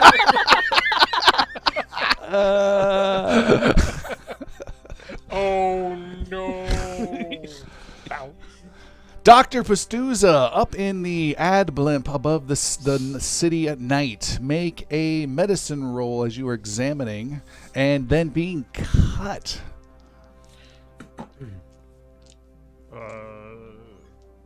Two successes. You didn't tell me what my target was. A one unless otherwise specified. Success with the momentum. All right, you want to spend that or add it I'll to spend the... it. All right. You look and glean. Oh, that's not bad at all. Glean the following information as you look at this metal like mini spike sticking out. It's old, it's rusty, it looks like junk. Certainly nothing surgical or any military or corporate benefit that you've seen before to enhancements. The work that was done on it looks very methodical and fast and like automated, like a sewing machine did the surgery somehow. It's recent. It is recent, a couple days, maybe day and a half. And he will likely die due to blood loss in a couple days. If Is you there anything I can do, either re-stitch these wounds or do anything to prolong his life? Yes, well, first of all, you can take 2 points of damage to the torso unless you have some soap to absorb some of it. Yeah, I do. As he flinches and hits you with that barbed section coming out of his elbow. You are cut slightly. Yes, you think there are some ways to aid him. You can help do better suturing and closing up some of the not so well done sutures, as well as you think you can remove a few of the pieces that are there. Would I have anything in my medical kit to sedate this subject? Do you have I think you do. You have a really cool feat that I want to kind of Field extend. dressing? Yeah. Yep. This character has become particularly adept at practicing medicine in situations where few resources are available. He suffers no penalty for medicine tests attempted without a med kit or other tools. Right. I'm going to slightly extend that to giving you one little dose of some mild sedation for him. It won't Okay. put him asleep, but it might calm him down. I will administer it. All and right. get to- Ah! and then get to working. All right, you administer it. You wait for a bit as he stops trying to claw his way towards you and just lays there moaning in pain. You're gonna feel a slight pinch, or not. It's just the gauze. I can take away the pain, but it has to be administered through the eye. And then you're going to start to work on him, you said. All right. You get to work Edward Scissorhands style. The evening is coming to a close in the Journey's Wave Club. Tenco says, this has been good. This is good. Good to meet you. Good to meet you, Professor. Likewise. And what was this one again? Pointing at your android. Haven't come up with a name for it yet. Wasn't it Paige or something? It is Jenner. Yeah, Jen. He likes to call himself Jenner. Oh, all right. Well, we need to meet again. We need to meet again. Go over some details where we're not having so much fun with the purple. I get your number and I call you securely and we arrange something. Yes? Yes. Yes. And Fineglass gives him a secure number. Okay. Sure, we have a burner He knows phone. of. Yeah. Sure. You do so. It's the same number as the police station. 911. Tenko, it was a pleasure. He says, all right. And he stands up and gives you a big hug. And Fineglass gives the appropriate amount of hug back. All right. He doesn't acknowledge. What is the appropriate amount for Fineglass? Don't slide your hand. How old is Tenko Yeah. is the question. That's an arm over the shoulder and an arm under the groin. It's the vertical Friends, hug. booty, me, right? He does not acknowledge you, Script, at all, but does point at you, Zoma, and pokes you in the belly and says, this guy! Yeah! This guy. He gives him one really kind of hard, but it seems like a little too squishy All for right. someone's liking poke. Oh! You guys head out. I assume we get our weapons back. You get your weapons back and your Iggy back. Excellent. Well, that wasn't dicey at all.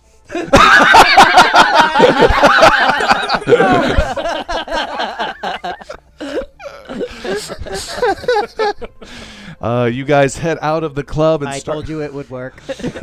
and start walking down the street, and Iggy says the same thing. He says, I told you that was going to work out. Did Iggy set you up or what? He doesn't like you very much. He's just saying that we're old friends. So what's the next step? What did he say? I was having some my own fun over there, so I didn't quite get to get in on this. Yes, well, he and I will meet again. All right.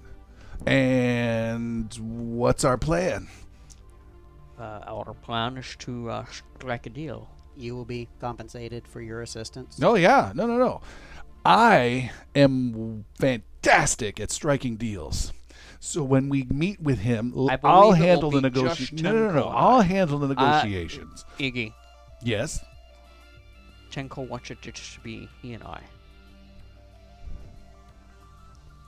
Are you sure about that? Completely. I'll go back in and I'll verify. No, I know Tenko more than you do. I spent the entire evening with him.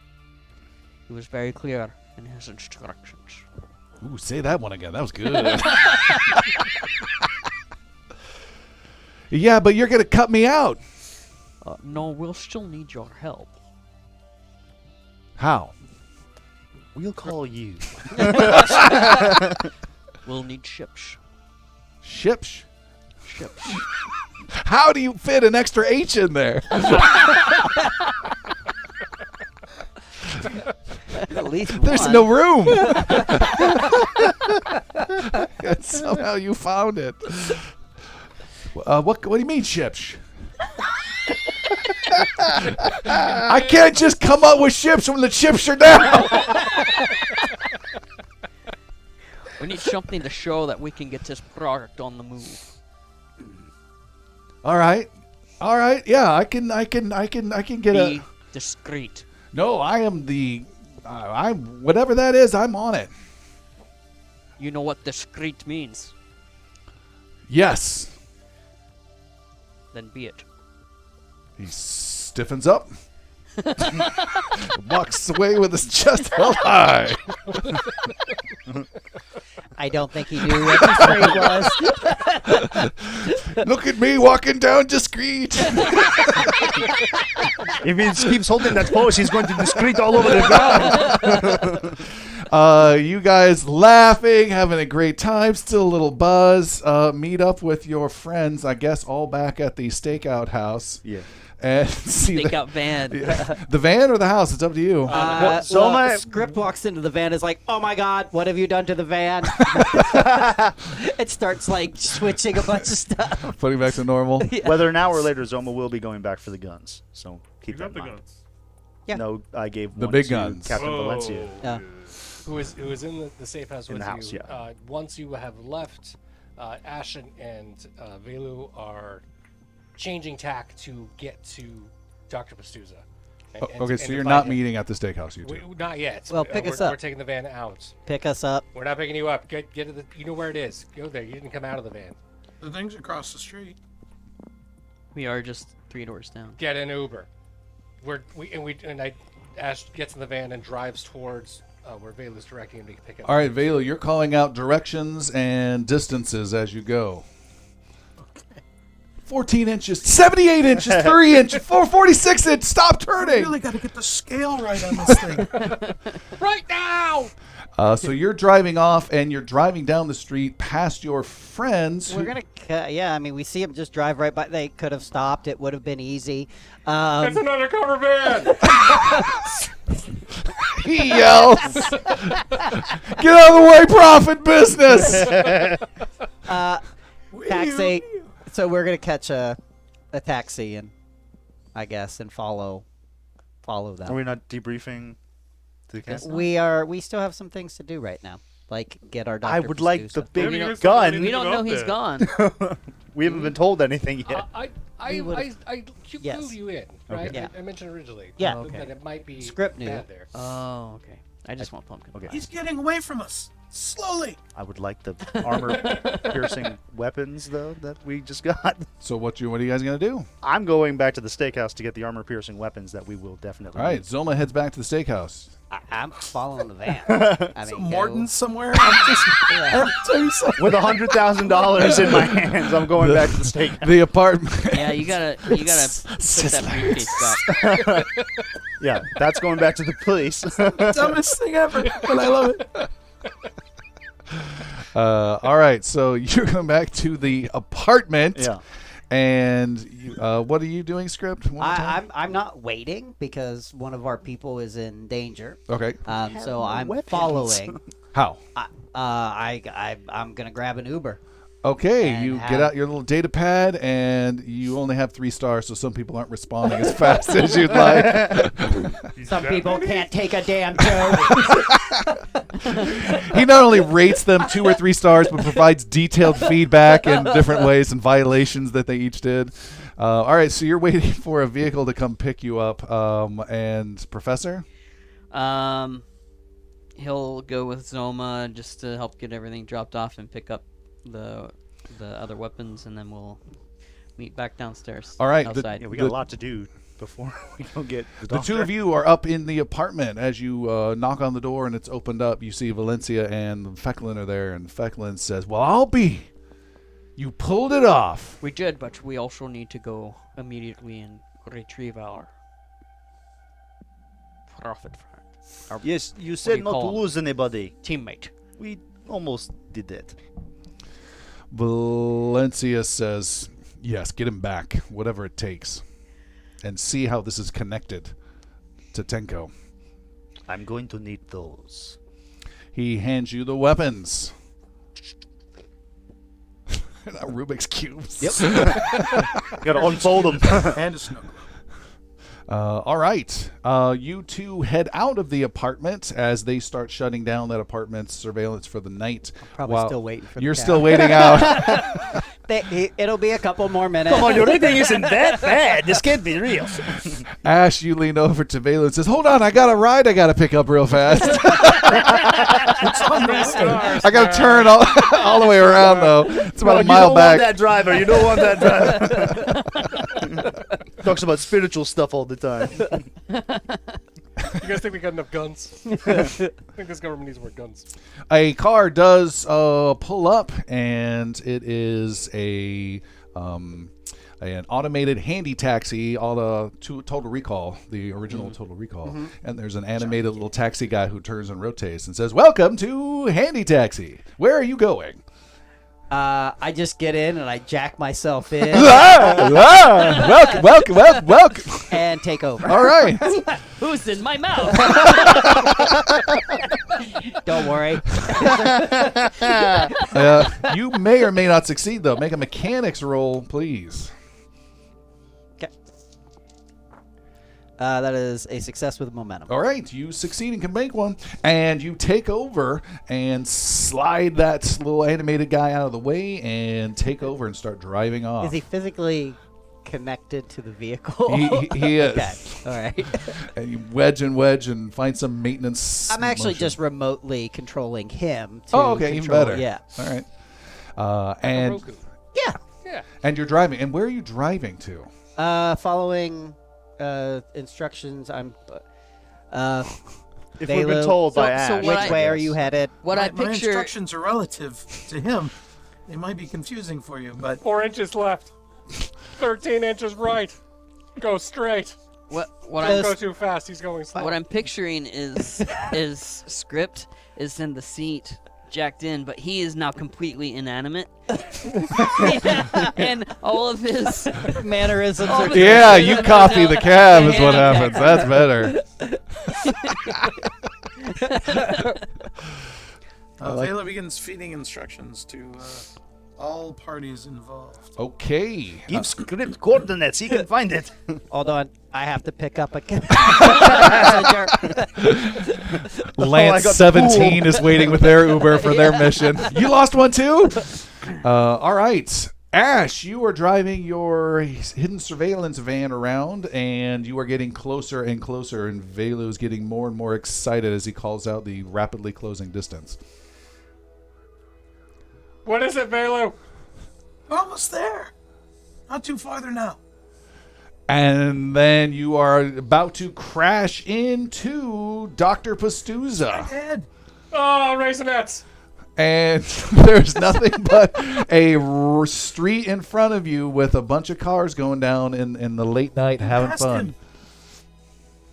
Wait, where? He's right behind us. What?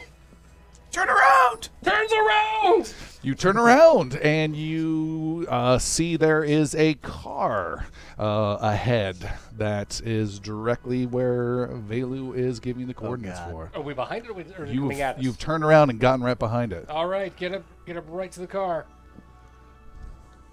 Is that it? That's it. That must be it.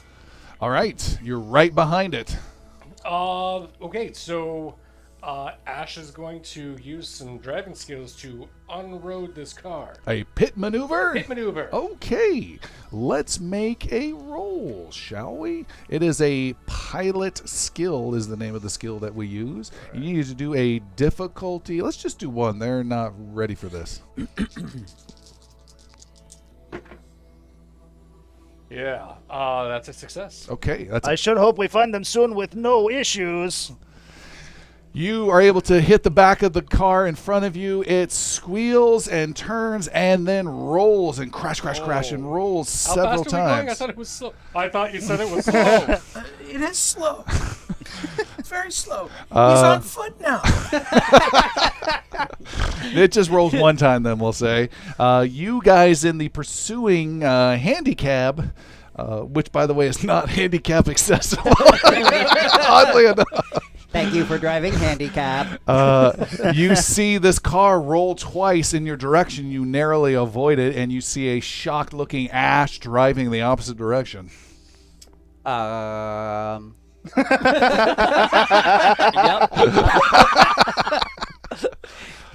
Yeah, we'll stop the handicap and get out. I suppose. All right, Since it we're comes right there. to a stop.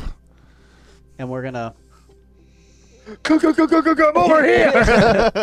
No, we He's don't on do that. foot. He's All right, going so, across the road now. Ash is gonna bail out of the car. And, I truly thought I'll stay in the van. cutting off the car, like making it pull over to the side, like coming around the front, not necessarily ramming it in the back and causing. No, too late. That's happened. It's rolled over happened, once. because I rolled really good. Yeah. So Ash gets out, pulls a gun, and heads up to the driver. And, Yep. And Script is heading towards the Oh, other he's across side. the street now. Gun drawn. I'm gonna blow you away. I'm gonna fucking blow you. Still walking. You're telling me he's moving. He's a juggernaut. He won't stop.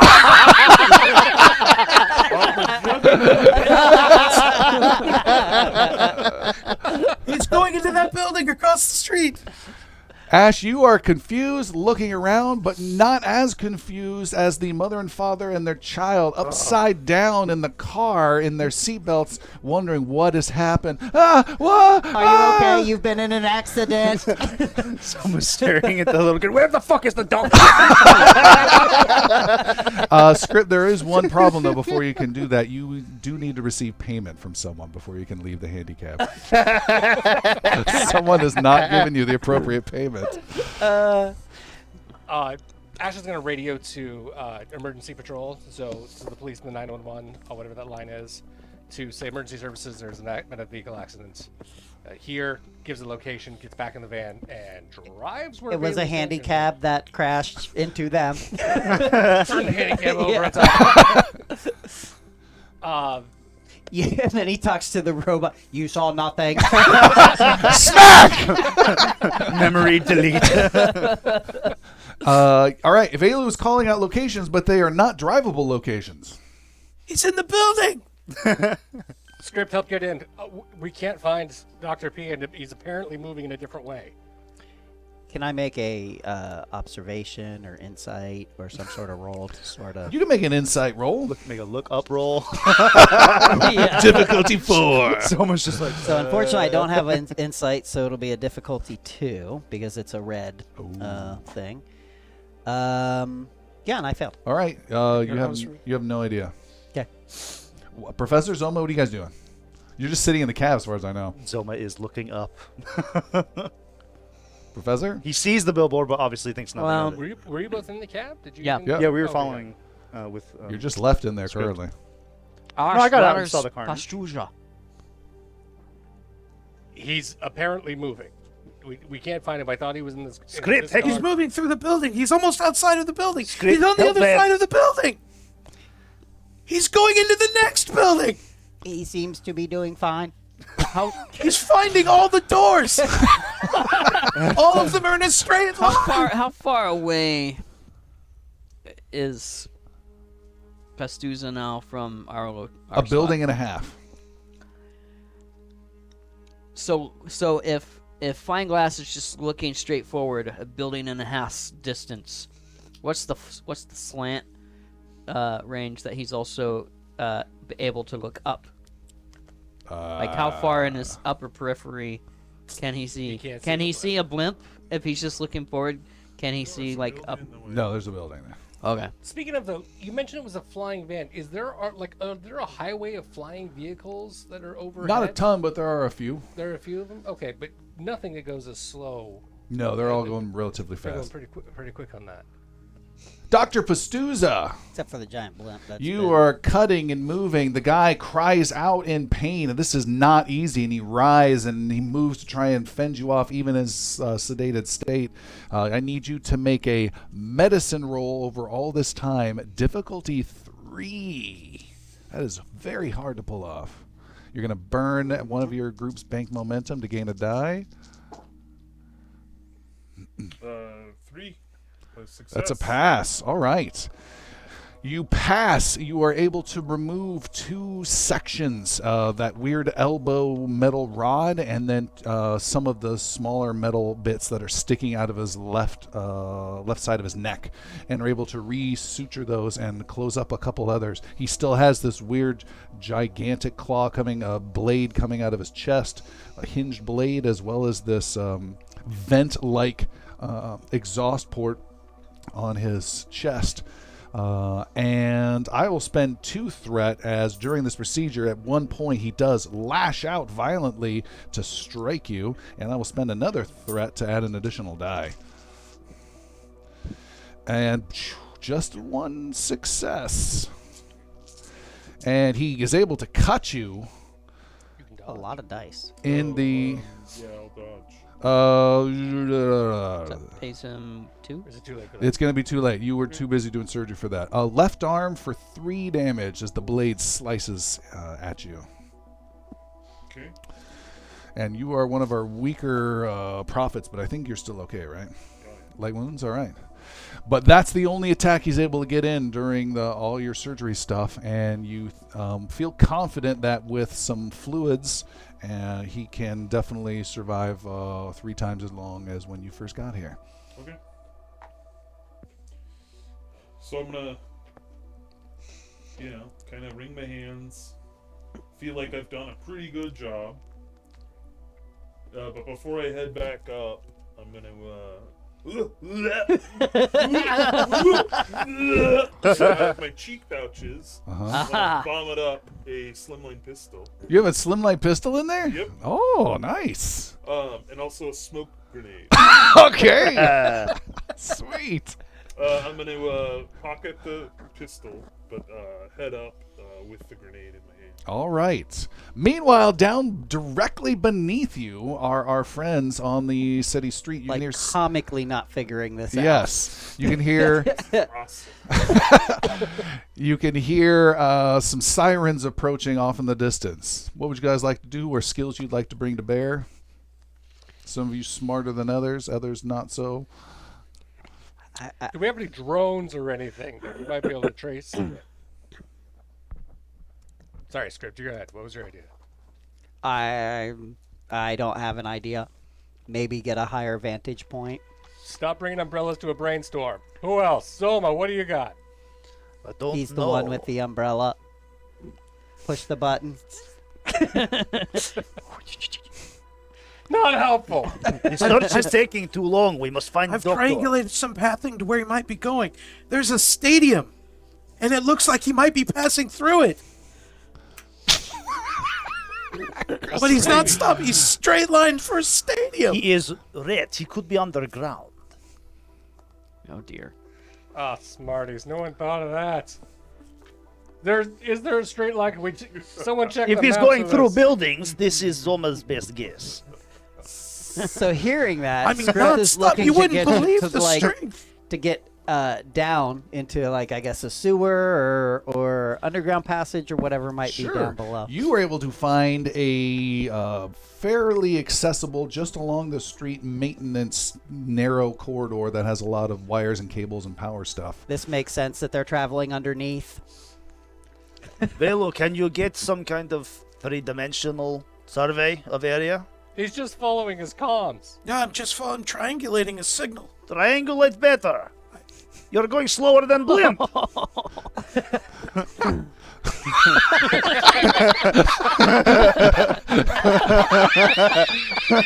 And with that, all 5 of you look up and see this blimp slowly moving towards the stadium. It's like, how can we get there? How can we get there? How can we get there? That is a very good way to get us there. I love it. And gain a hero point. Yeah. All right, I'll take it. That's good. Just as Lightyear Industries. How high up is the blimp? It is maybe 160 feet up. How high is the nearest building? It's designed for those people looking out the windows, so they're roughly that height. It's flying between a few of them. Oh. We're going to get ahead of it. And then get up top of a building so we can then All right, so get onto it. Jump onto a blimp? Yeah. Isn't there a flying Uber? Yeah. Can we get one of those? It's premium service. I only have 3 stars. They won't pick me up. You need 4 stars for the flying ones. Yeah, there's some tall sky rises on the other side of the stadium. Police department, the prophets, We got this. We are the prophets. I know, but you We have can't all call of the prophets. them. We are the prophets. You have We would call, everything and then we have. Zomo would pick up. Hello. Yes, can we get a plane, please? All right, so you guys are heading towards some skyscrapers on the other side of the stadium. You drive your van, everyone jumps in and race over there. Trying to figure out whichever one the blimp's going to get closest to. Okay, leaving behind an overturned civilian car with an ambulance slowly approaching with some small child going, "Mommy." Well, we pulled him out of the car. No, they're upside down. And you drive off. Pastuza, Police are here now. you have, you said a grenade in hand as you're walking to the ladder. Well, I'm thinking about that. I'm gonna pocket both of the pistol and the grenade, Okay. and then I'll walk up the ladder and see if the latch is or the door is open. The hatch will not So I open. pound on it. a few All right, times. you pound. All good in here. And then you hear some footsteps on the metal floor above, and then squeak, and the big hatch thunks open on the other side. And there you see some of your captors looking down at you through the brighter lights above. Well, what happened? I fixed them up, not 100%, but as good as I can do under these conditions. See, I told ya! And he friendly punches his other buddy in the Let arm. me take him to a real hospital, a real facility. I can patch him up permanently. The U-shaped guy says, out, and grabs you and pulls you out of the hatch area and then slams it shut behind you. And says, no hospital. Will you at least tell me what happened to him? Who did this to him? And why? And the guy with the scar says, you think he might be okay if we don't take him to a hospital? He'll be alright, but I can't promise he's going to last forever. He's probably got a few weeks in his condition right now. He looks concerned about that. And then pulls the driver over, the third guy, off to a little sidebar off to the side, and they start talking while the U-shaped head guy watches over you. You. So what? I know I ribbed you a little earlier, but what really happened to him? Why is he like that? He says, you shut up. We'll figure out what's going to happen. You don't need to know any of that. You've done your job. That was a lot of use. Damn you. Maybe he's talking to himself in first person. Okay. All right, they continue talking, and the scar guy comes back and says, we found him in a boarded-up house. He'd been, someone had done this to him. Someone messed him up real bad.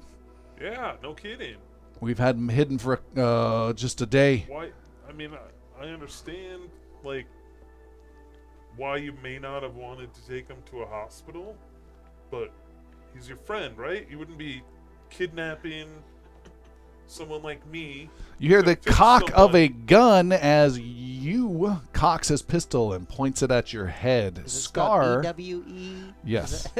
Scar pushes the pistol aside, and the Scar guy says, "What we do is none of your Hey, business." Don't help your friend more than you already have. But we had a deal. I held up my end of the bargain. Take me out of here. Take me back to where you found me. And the guy with the scar says, "You say he's going to last a week or two? At best, Then I can help. I can do better than that, but not here. Not on this aircraft with very limited supplies, without my office, without my lab. This is all I can do for him." make a persuade roll." He looks concerned. Oh my goodness! A success with the momentum. Ooh. Nice job. Wow. Cut to Zoma, Ash, and Script running upstairs. Go, go, go, go, go, get there, get there. The Scar guy says, Then you write a list of whatever you need. You're staying with us for a week or two then. You're going to make sure he stays alive. No, I'm not. We had a deal. You're gonna break your deal with me? I've helped you out. The deal was you keep him alive, and then you get to go. You take me back. And is what you said. And he's not alive for in a week or two. He's dead. So you got to keep him alive until I'm not he's. gonna be able to keep him alive without my lab. You says I you understand. do it or you die. I have a private lab. We can go there. I won't notify any authorities more than myself. And we can keep this under the radar. The driver, third captor, says, wait. What authority are you talking about, Doc? You don't know who I am? No. You just kidnapped some person and you didn't even look to see what or who I am? And Scar Guy says, I know you. You're a surgeon, and that's why you're here. And I know you. You guys are a couple of Muppets. Let's take your friend. He's docile right now. He's a little sedated. He's not going to be for long. We can take him down to my lab. We can fix him up. And then we can part ways. No harm. No harm done. Your friend will survive. I'm not going to do anything to the three of you. You cocks his pistol a second time, one of those unrealistic movie things where he chambers it again. And he says, no, we take him. And Scar Guy pulls him off to the side, says, hold on. They start having a quiet, muffled conversation that you have affected in one way or the other. Make a persuade difficulty 3. 3. Jesus. Use that momentum, buddy. For sure, but Do you use it for a sure thing? He's looking at how many dice to buy or what to do. The hero point is. I'm gonna Hero do point, that Brett? and hero point 1 success. And So a threat? You want to throw a threat on there? It would be 2 more threat. No. All right, So I got an automatic success. and you're chucking 3 dice more. Yeah. Oh my goodness. That's a 1. But it's still just a single. I But don't what- have anything in persuade. But So- it's a success. You pass? I pass. Yes. Woo! Not you, but you storms I off. love that that's his name. Yeah.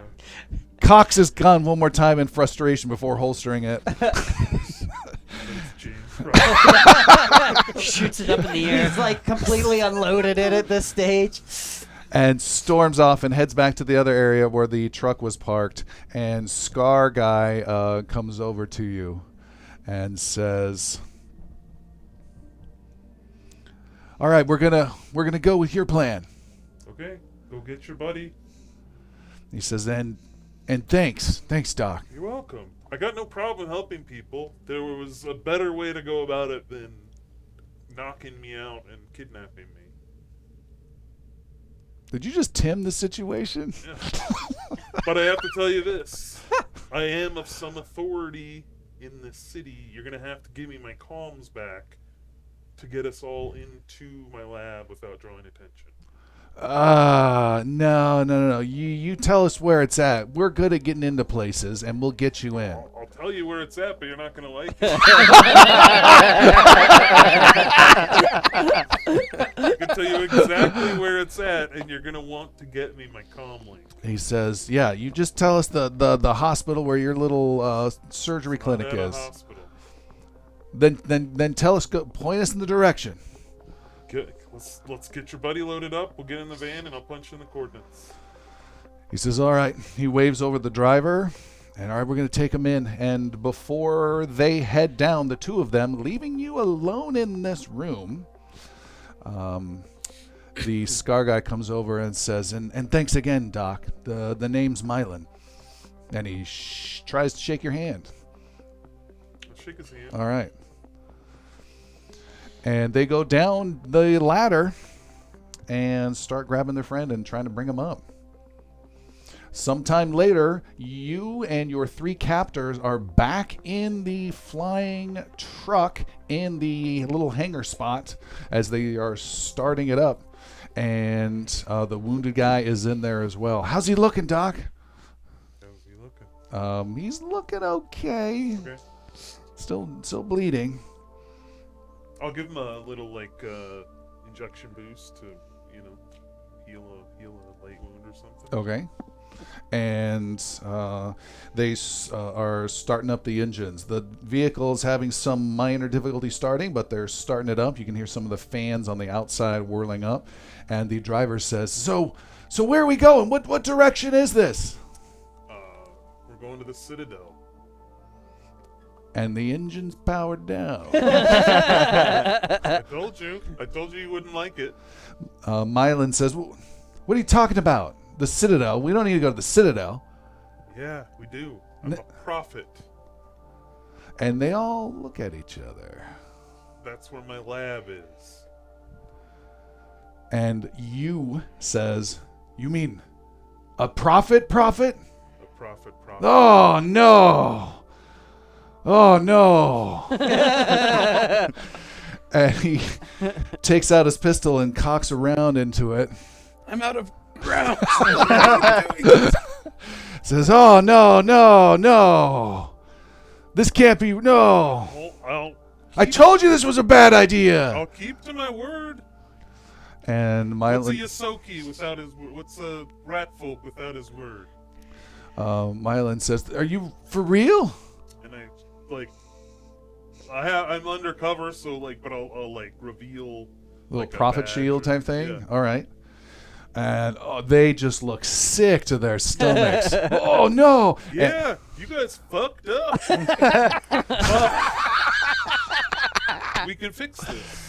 And you opens up the door and says, Oh, we're going to fix this. And grabs you by the scruff and throws you out and points the gun at you as you land into the arms of Zoma.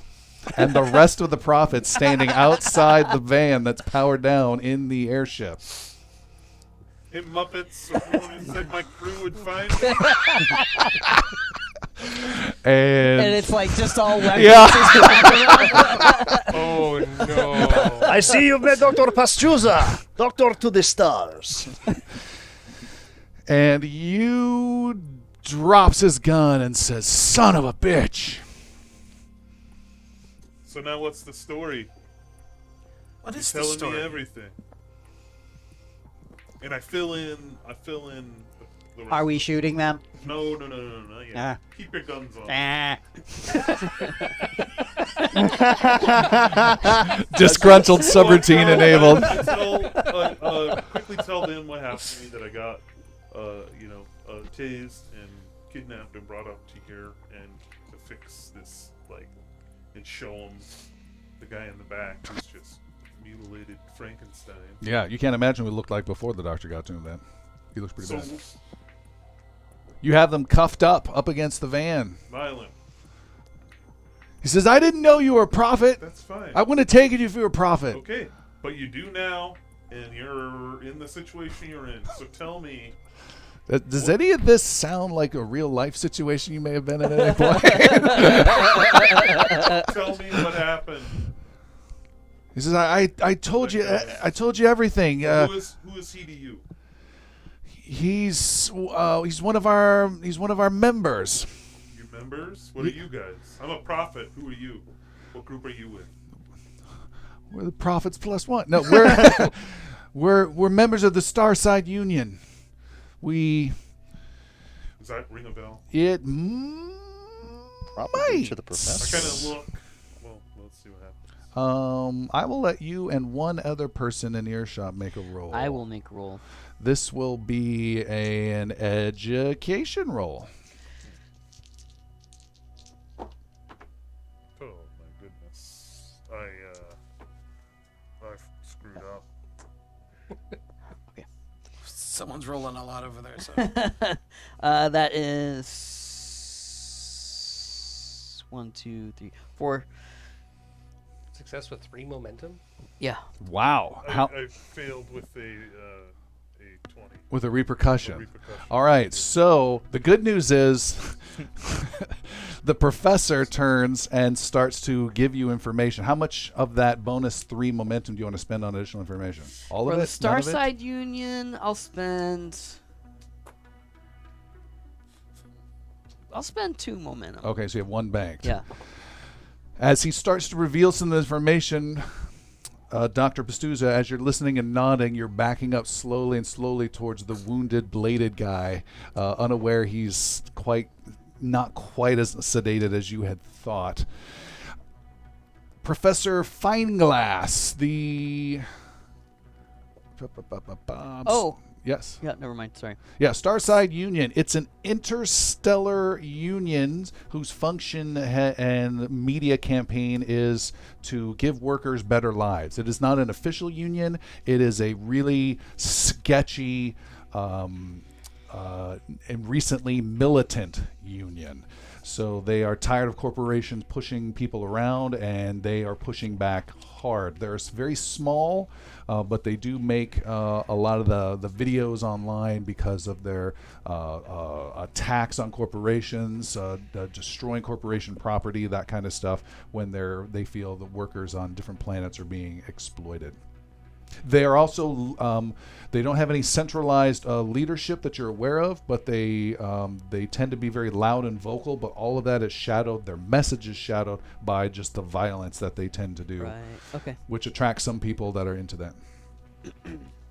And I explained that to Dr. Pilsner Pastors. All right, and as soon as he finishes that, a blade comes lashing out. You are unable to dodge. Ooh, it's a bad idea. I will spend 1 threat to make it 3 dice as he attacks his captor, and interesting. He succeeds and also gets a repercussion. Zoma would like that repercussion directed towards him. We can do that. Zoma instinctively sees what's happening, is able to get Yeah, himself I'm not in letting the the way. doctor go easily. He's I'm like barely touched. Zoma, you've been hit in Not the the point. left leg with Pierce 1 damage only. I'll take it. All right, small little cut on Zoma. Ah! The guy lashes out blindly. You there, leader. Chain your pet. You're saying to the scarred guy? Yeah. And they do their best to Throw him back down there. in the hatch. No. Leave him be. He's dangerous. No. He's fine. You just gotta Swats him stay on the away nose from- with the roll of Okay, well, newspaper. Zoma like stands on it. Okay. Velu would try to attempt communication with the individual Okay. with telepathy, All right. asking, starting off with, what can we call you, and how did you come to be like this? All right. You say those words. Unfortunately, he does not respond. He does not appear to be in a cognitive responsive way. I want to continue talking to Violin. Yes. Okay. So you're with this somewhat shady interstellar union, Starside Union, excuse me. Oh, we hate the Interstellar Union. Yeah. Those guys suck. Why wouldn't you take your friend to a hospital? Because we're known. A couple of us are known, and he's known. And they can still read his face, and he even has a worker's chip we haven't gotten out of him yet, and they can tag him from there. And they can then track him to wherever he might have been, and they can start tracking him back to us. Velu tries to scan said chip. You don't have that vet reader device to scan the chip on the back of his neck. I bet Script Okay. does. Can I remove Well, I it? tell you what. You can. We're taking all 4 of you back to the Citadel. Now, whether you like it or not, we're going to hold the 3 of you, and I'm going to keep my word to you and help your friend out further. And then you're going to let us go when he's all healed up? I don't know. I'm going to talk to him. We're going to talk to the rest of you, interrogation style. And Can I drive the blimp? What kind of cruiser do they have? Their ship? Didn't sound like a very good one. No. Just a ratty delivery van, but it is capable of flight. Good enough to get not seen when it kidnapped you. I know this could be a cool hangout though later. Well, I was about to And say good the blimp contacts is as our well. nexus now. The blimp is Worthwhile ours. contacts. The blimp is our nexus now. That's The great. blimp is ours. So yeah, we're gonna get everybody in. Will the van fit everyone? Oh, ye tightly, yeah. Okay. All right. Oh, we're not taking I the hate blimp. this. Yeah. I do not want to be near him and the guy. The All blades. the blades and shit. And hey Ash, Yeah. you get this hunk of shit moving. Oh, Yeah. Wait a minute. It's going to be a little bumpy, but I'll smooth it out for you. All right, you take off and leave the blimp behind and are flying your van to the Citadel. Correct. Bailu's just sitting in the driver's seat of the blimp by himself. It's not been said, but there's been 3 different times there's been communication with Captain Valencia that Ash has done. When we discovered it was the blimp, when we were heading to infiltrate the blimp, and now when we are leaving the blimp with Dr. Pastuza. So he's got status updates. All right. You guys returned back to the Citadel. Your prisoners are just sick to their stomachs, keep thinking this is some weird nightmare that you're pulling something over their eyes or something, and just seeing the giant Citadel come into view, the impressive walls and mosaics and tapestries showing all the great victories over the many centuries of the prophets, and they're being brought in. You guys land your first ever vehicle within the Prophet's hangar. It's normally very empty. There's a couple of ships every now and again, and it's just this little crappy Amazon-looking delivery van toodles on in and lands. You are able to take them to a... As soon as we land, I'm gonna go up to Ash. Good driving, man. See if you can hang on to this one. Is this really a keeper? Yeah. Okay. We were gonna give it back to these guys. No. Yeah, we're good. And they are whisked away to some brig here in the Citadel, and the wounded guy you're taking to some medbay area. Take to my, yeah. Yep. And Captain Valencia meets you guys out on the hangar, gets another recap from the lead agent, Ash, about everything, and then watches these guys get taken away and says, we'll have the legal team start pressing charges against these guys, and whatever interrogations you need get done in the next 48 hours. And he goes over to your face of the group, Professor Fineglass. Do we want charges pressed against them? No, but we don't have to tell him that right now. I mean, Okay. let's talk to him. Let's see what's actually going on. The one guy with the scar, apparently I fixed him somewhere. I don't have any notion, but I want to find that out. And I need to go operate on this guy right now, because this is crazy. Like, you see it. Like, whoever did this is a monster. Yes, it is very disgusting. Yeah, after the debrief, Zoma quietly goes off just for a few minutes and goes to the morgue, and sees a little boy standing there looking at 2 bodies kind of on a table, and just quietly puts his hand on the little boy's shoulder and just stands there with him. Is that the parents we killed? Yeah. The parents are not dead. I thought you said they died. No, they No. survived. They survived. Well, then take away my touching scene. Oh, And sorry. I will find a boy. Boy, boarding parents, and I touch his shoulder. And I will kill his For me parents. too. I kill his parents and then I touch his shoulder. It's parents. His any parents Jesus. looking for small boy who needs comfort. I'm going to the van. What just happened? Chris Hansen's Took on away his my way. touching scene. I had to make a new one. Captain Valencia goes over to Professor Fineglass and says, you've kept Fecklin happy. You've got a connection with this Tenco. That was the mission. Keep at it. More importantly, you came back with 6. And he nods at you and then walks away. Very good. Tim's in shock. All 2 right. episodes in a row Uh-huh. with Valencia. Yeah. I know. It is the next day, and Dr. Pastouz has been working hard in different sleeping and surgery and sleeping and more surgery. So seeing like what condition that guy was in, like, is any of it mechanical that script would be of assistance in helping Dr. Pastuza, or is Yeah, is there's that, a little bit of help. It's mostly surgery, but there's a little bit of advice you can impart. Take out the script arc will reactor. sorta, script will kind of be of whatever aid he can be to Dr. Pastuza. Okay. And that afternoonish, there is a beep from an unknown call to you, Professor. Ah, yes. Suspected spam. Don't know this number. You hear a boop, and you hear another meeting is requested at his office.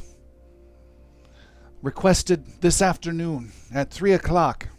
I will send coordinates to this number. Do you agree? Yes. Specifics are requested, and a formal agreement will hopefully be arranged. Very well. We will see you and your 2 men there at 3 o'clock. Send the coordinates. And he hangs up, and coordinates are sent.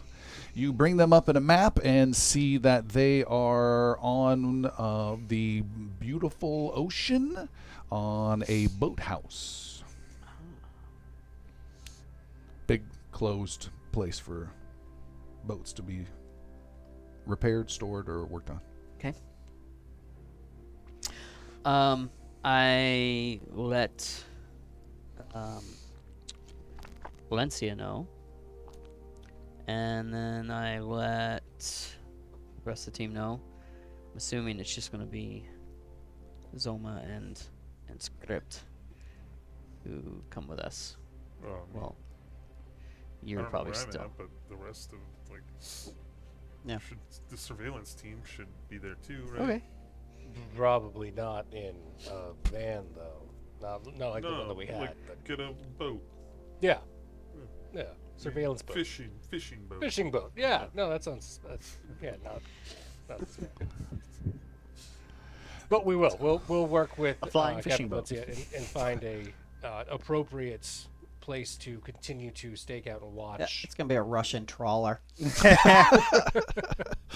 Out in that area, it tends to be Carnival yacht. nicer boats, and there is a confiscated futuristic sailing boat that you guys can borrow. Is it a yacht? It is small, much smaller than that. More of a dinghy. It's a semi-yacht. But it's cool. It's got weird angles on it. It's got some little hydrofoils to get some speed to it, and can fit you guys in there. All right. And has at least a screen and some sort of antenna to pick up these lens recording things. Perfect. Okay. How do we monitor? Shut up. Go back in the van.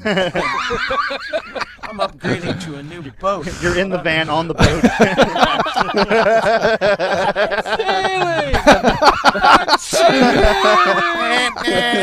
You're in the channel. The fancy new boat is actually a barge, and the van is parked on top of it. You're the ferryman. This really sucks, guys. It really sucks. All-powerful super being. Can you see Relegated. the source? No, you can't see the source. I can throw shit at you. I can throw the boat if I wanted to. You put me in the van. All-powerful sentient being stuck in a fucking Vita. He's getting sassy. Hey man, we spent 3 seasons trying to find out what that thing is. You're not gonna find it. You're not gonna find it. And Dr. Pastuza, you've lost 1 stress, and everyone has lost 1 mental wound. Recovered 1 mental wound, I mean. And if you, and I'm sure if you just have a few light wounds, you can get rid of those. I think we didn't take much damage there. No. All right. The patient in particular has been very successfully stabilized. However, he is no longer mentally there. He does not have his faculties about him anymore. He has suffered trauma to the brain, and you've removed bits of metal from his brain. You see even some sort of computer augmentation was done, and chips and wires and placed in his brain that had no effect whatsoever. Someone had no idea what they were doing. Script. Yes, Does this make Doctor. any sense to you? Have you ever seen anything like this? Whoever did this had no clue what they were doing. This is random and just chaotic. There's looks no like purpose Phelan to any did of it. this. I didn't mention before, I did try to communicate, but there was nothing there. Yeah. Just an echo. I was hoping, getting all this crap off of him would help, but apparently he's just. Should do him a favor, but I guess we'll just turn him over to the hospital and put it in their hands. Not much I can do. The rest of us can do for him now. You did say you could do him a favor. It's not much of a life if he has to live like this. That decision is not ours to make. I don't think anyone would make a decision for him. Perhaps it is our decision to make. Maybe his friends. I want to find out where they found him, and maybe after this Tenco business we can check it out. Sounded did like say he an had abandoned house or something, but They did say he had an implanted chip. Did that reveal any information to you? it didn't reveal any information to me. I asked Script to look at it, but he just said it was. Script, make a difficulty 3 mechanics.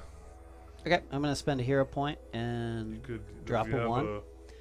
I will also spend a momentum to get an extra die. All right, one of the banked momentum. Can you reroll it? Wow. What happened? A Can you re-roll mechanic rolls with any of your? oh, thank God I can. Yes. What did you roll? I rolled 2 repercussions. Oh. 2 repercussions, but I rolled also 3. He passed. four total successes Wow. with 2 repercussions. But I can re-roll. What? Character may re-roll a single d20 that did not generate a success. Okay, so there is 1 repercussion for sure, and then another success. So it is a 6. Pass So plus what? 2 So momentum. what was the difficulty? 3. 3. Success, 2 momentum, and a repercussion. Okay. You are able to glean some really hard-coded information that's not supposed to be there. His last corporate employer. 3 momentum. I'm sorry. So difficulty 3, and you got 3 momentum on top of that. 5. No, I'm sorry. 5. 2. All right. So you were able to find information from his former employer that actually had a little bit of tracking on this chip, which is illegal, and are able to find only where his last known location was that seems to coincide with what his friends had mentioned. You put that into a map of the city and find it's in a bad part of town and some sort of slum or warehouse area, and you know exactly where that's it. Unfortunately, with your repercussion and my 3 threat, you flatline him and he dies. Getting that chip out, things go horribly wrong, and blood starts going out, and you can't stop it, Doctor. Dr. Pastuza. You did me a favor. Dr. Pastuza. Yeah. I found the information we needed. If Zoma was there, he would have shot him. So Why undo this? Well, I think we were doing him a favor. how many favors You does always this say guy that need? every time you murder That's the emotional override of for all the guilds. Were I did all him a 3 favor. of those other guys wanted? Do they all have like warrants out? No. The scarred guy and the driver did. Not the bad one, not the one I hate. Not the scarred. you. Not Not you. Not you. Okay. Eventually, I will want to talk to Mylan again. All right, what do you guys want to do? What time is it? Whatever time. You guys can fast forward, move time, whatever you want. And we have a meeting to go to, I suppose. Okay, you want to fast forward to that. Is that what we're So gonna do? You feel Unless, ready for a unless you meeting? want to call, unless you want to talk to Mylan. No, we can do that later. All right. Not going anywhere. How are we intending to do this? So it's going to be 3 people on a boat. We are being picked up. You and guys are you surveilling. Yeah. Are surveilling on the Surveilling. boat. We're gonna have On some a very discreet monitors, so we can like look through their eyes again, okay. and be close enough that if bad things happen, we can help. Is there significant enough traffic on the water or weather to mask the surveillance team's presence? I think you blend. You can find out. Well, if there's Yeah, no we- one on the we- water and the weather's clear, 60 miles is a long way to go. 60 miles. 60 miles? Visual, He just saying. Oh. visual range. Based on that's what its space is at. We I'm don't sure know there'll what be the some house traffic. looks like based on the coordinates, right? It's not on a Correct. box. Correct. It's just ocean level. Okay, Correct. great. Okay. So we'll head out towards that direction from a different place than where you guys are. All right, you guys board. 3 of you board a confiscated sailing boat and head out in that general direction. The ocean is bright, sparkly. It's beautiful. The weather's gorgeous, and there are other craft out there. A few commercial vessels, and then lots of pleasure vehicles as well. And a bunch of them are traveling along the coast to different parts of the city. The city is around a big bay area, so you are able to blend in fairly well. Most of them are not stopped, though, is the only issue. They're sailing. Is there having like, fun. can we like do like pretend like look like we're fishing, like just throw lines in the water or whatever? Is Bailey's that a tubing thing? in the back. And then just doing S's. So we have a reason to be like Sure. immobile. He doesn't have skis. He's just floating over the top of the water. It's easy. Meanwhile, the other 3 of you are going there. In how? I thought we were being picked up. Mm, No. No. Oh, that's what I thought. Nope. No, we were Uber? given coordinates. We're meeting there. Just to recap, is the water dicey? Yeah. Dicey Just- is still the. Oh, okay. The boat that they're using isn't a nicer end boat. It's just kind of a You haven't seen it. You have no idea. Oh, these guys are using. their boat. Yes. It's a nice-ish. It's essentially probably some drug guy's stolen nice boat. Okay. Well, I was about to say, why don't we 20-foot just sailboat or something? get there on the boat and No, we're just 'cause, gonna like, drive. We're just gonna chances are take. They're gonna have people one all us watching off? too. Yeah. We just take a handicap. Done. So we're supposed to be like a rich, tycoon. We're also being That's discreet. Yeah. Yeah. So we're gonna take a ferry, like a Okay. handy boat. Chartered boat. A handy boat. All Handy right. boat with You, $100,000 do you violently take in over it. that one as well? Yes. All right. This is why you're losing stars, dude. Ahoy, ahoy. Welcome to Handy This Boat. passenger got in and I lost consciousness for my own. I woke up with a cable in my mouth. I don't know why. All right. You putter over there in your You'll boat. get used to it. And you make your way across the sparkly, shiny sea in this small little craft, while quite some distance behind you in this nicer, sleeker white sailboat are your friends following. You cruise in towards the destination. There are several piers and docks, one of which is close to your destination. And as you do so, there are 2 guys with automatic rifles slung over their shoulders that walk down the dock as your little handy boat starts to approach. You bring it up. They take your line and tie it off and help you guys onto the dock. You don't recognize any of these big thug, muscular-looking guys with their rifles, and they pat you down again. What kind of weapons did you bring? Same thing as Same. before? Yeah. All right, so they take Zoma's pistol, is dummy pistol. I rolled a hit location die. That does not help. And take your slimline as well, Zoma. Again, I just Hand open it up yours, and then they're let them searching take it. for yours as well. And find yours as well. Okay. So there are no weapons on hand for our 3 that are going in. They take them and put them in. You make note of these two guys who have your weapons as well, and they walk you down the dock towards this big, oversized boathouse that hangs out half over the water, half over the land. And they walk you down the road. You can see this whole area is a commercial-ish dock section, but it is completely cordoned off. So there's another boathouse to your left some distance, and then there's a big fence where trucks can pull in and out. But there's a gatehouse, and there's another thug there with a rifle, and then there's some more to the right. So this is a little commercial area that Tenco clearly has control over. You are escorted towards this big boathouse, and a big pounding on the metal door. Bang, bang, bang. Gets it to squeak open. The place smells of gasoline and fish, and as well as brisket are the 3 smells that you enjoy as you come in. Inside is a large boathouse, and there is a small yacht that is inside. It is multi-leveled. It is futuristic. It's in the water. But has cool little, matrix-like pads on the side to give it extra speed or stability.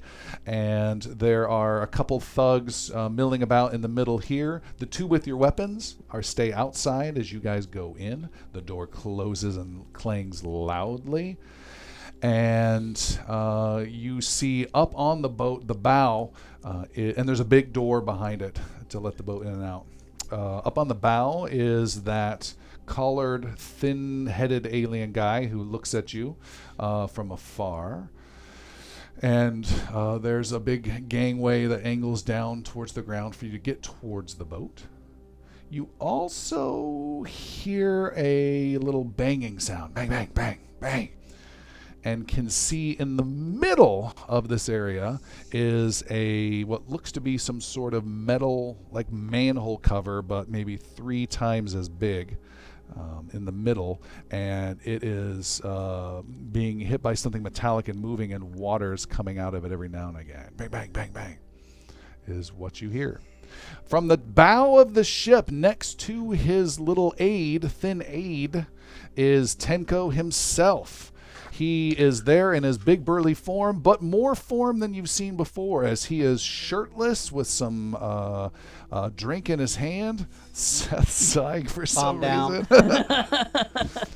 And he says, hello, my friends. Welcome, welcome. Come in. Tenco has barbecue. Come in. And motions you to his yacht. Did not expect quite the party today, but once again, thank you for your hospitality. And he says, yes, come in. And the thin-headed alien reluctantly serves you some beverages. And Tenko says, yes, what do you think of my party barge? Pretty exciting. Quite the party barge. It's the best one I've seen yet. Oh, but you do notice that is not its name. It has an official name. And Jeremy, Seth, or Christopher, what is the name of his yacht? The Cuticle. The Cuticle. Yeah. All right. Cuticle? Yeah. Cuticle. It is named... It's CUTIE-CLE. Cuticle. Right? That's Yeah, what it it's is. better than Yahtzee. I like that one too. He brings you in and says, sit on the upper salon. We have food and we talk. And he has you guys sit down at this big table. There's a flower arrangement. It's got a gorgeous view. This would be an amazing yachting experience. Would it not be completely enclosed in this warehousing boathouse? And says, maybe one time we take it out on the waves. What do you think? I think that's a grand idea. And he slaps you on the back, and food is brought reluctantly by the thin-headed alien and kind of drops the plates annoyingly in front of you. And he says, eat, and drink. Drink. My glass takes some bites of some juicy brisket. All right. So, you have many customers, and I have much product. We need to figure out details. Yes, details. So, how much product are you wanting to start with? I can deliver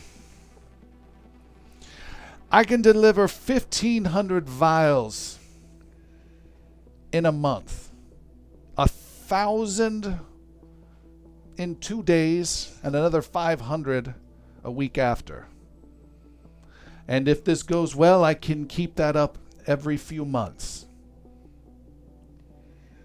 So, 1,500 in a month, 1,000 in 2 days, 500 a week after. So, between 2 days and a month from now, 3,000 vials. Maybe 2 months is 3,000, but 1,500 very soon. But we are talking 1,000 credits per vial. This is big. Are you big for this? Tell me you're big for Tenco.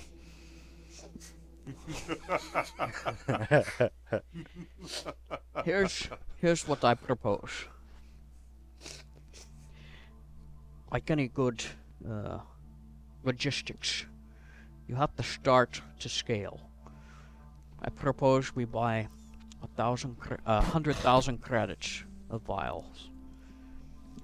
We show you we can deliver on that. We show you how quick we can move it for you. 100 vials. That's not what. This is a start. Not what I was hoping. I want big deal. You say you're big deal. I have big deals. But like anything, you have to start with the first step. And this is the first step. No, we do 1,000 at smallest. If 1,500 too much, then we do 1,000 smallest 2 days. 1,000. Misa thinking you so no good. 2 days, 1,000. This is problem for you. No, it's not the problem. You see, I like to be discreet. I like to make sure that everything is in working order before I scale up. This is how you get to where I've gotten. This is how you make sure that business stays moving without getting caught. Your proposal is quite risky for me. Now, if you want what I can offer you, I can make a deal. But know that if I over-promise, it could come crashing down for both of us. I do not like this. It's new territory for you. It's new area. I think you might be not as hard as Tenko think. I think you soft. Oh, You getting scared. It's not scared. It's smart. Here's what I'll do. The first time, in 2 days, we'll buy 500 vials. And? I'll deliver back on those a week later. And then we'll buy 1,000 more after that. So 2 days, 500,000 credits for me, 500 vials for you, That's correct. and 1 week later, we double that. We double it. That sounds good. Very well. I don't like that, but I do like you. I appreciate the trust that you're giving me. I'm just worried you not hard. I like people who can pay, and people who can deliver securely to me the money and can securely handle product away. So I am safe and they are safe. You seem to do that. We will see. But I need people who are not afraid of getting their hands dirty. And you seem like maybe you are not able to get dirty. I've not made the connections that I have without getting my hands dirty. So when trouble shows up, you don't wilt or you get scared and run off. That's my worry. I'm an Arkoi. Are you familiar with our patina sleep? No. There's none hotter there than an Arkoi. He says, well, I want to be friends. Good friends. You want to be friends? I want to be long-lasting friends. He says, well, then good. Then you make sure that we are dealing with good stuff. And he motions, and the thin alien drops a tenth of a vial on the table with a little injector. You try, and you know that it's good. Zoma.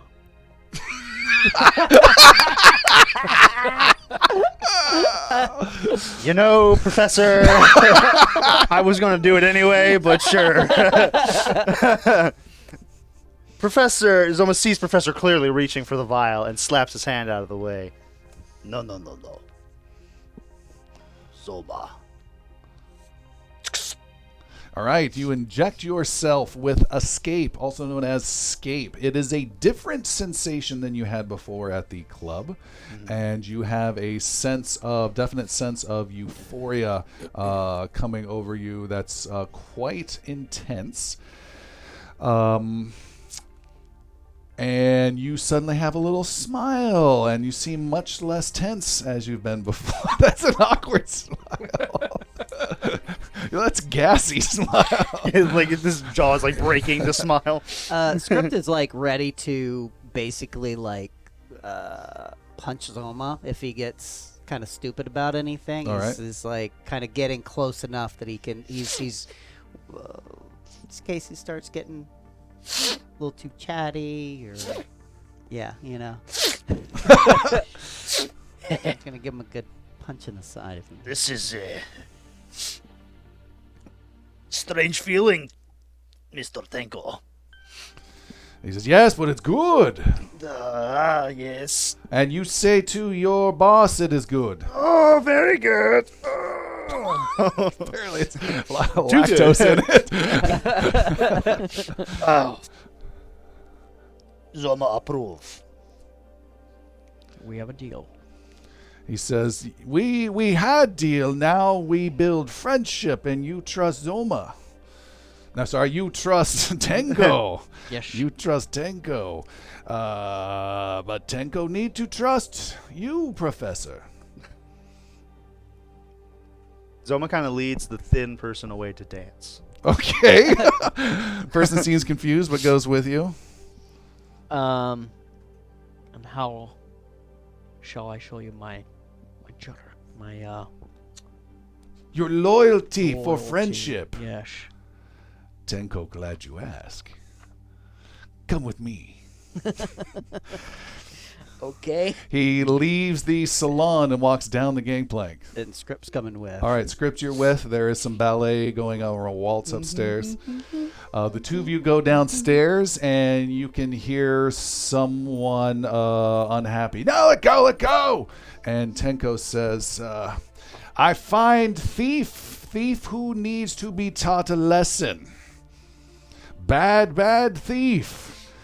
And he points at the ground where one of his thugs grabs this metal bar and puts it in that manhole cover and pulls it out, scraping on the ground. And as soon as he pulls out, several nasty looking black tentacles come flailing out, and some weird screeching creature is heard underneath in water and flailing out. It's incredibly agitated.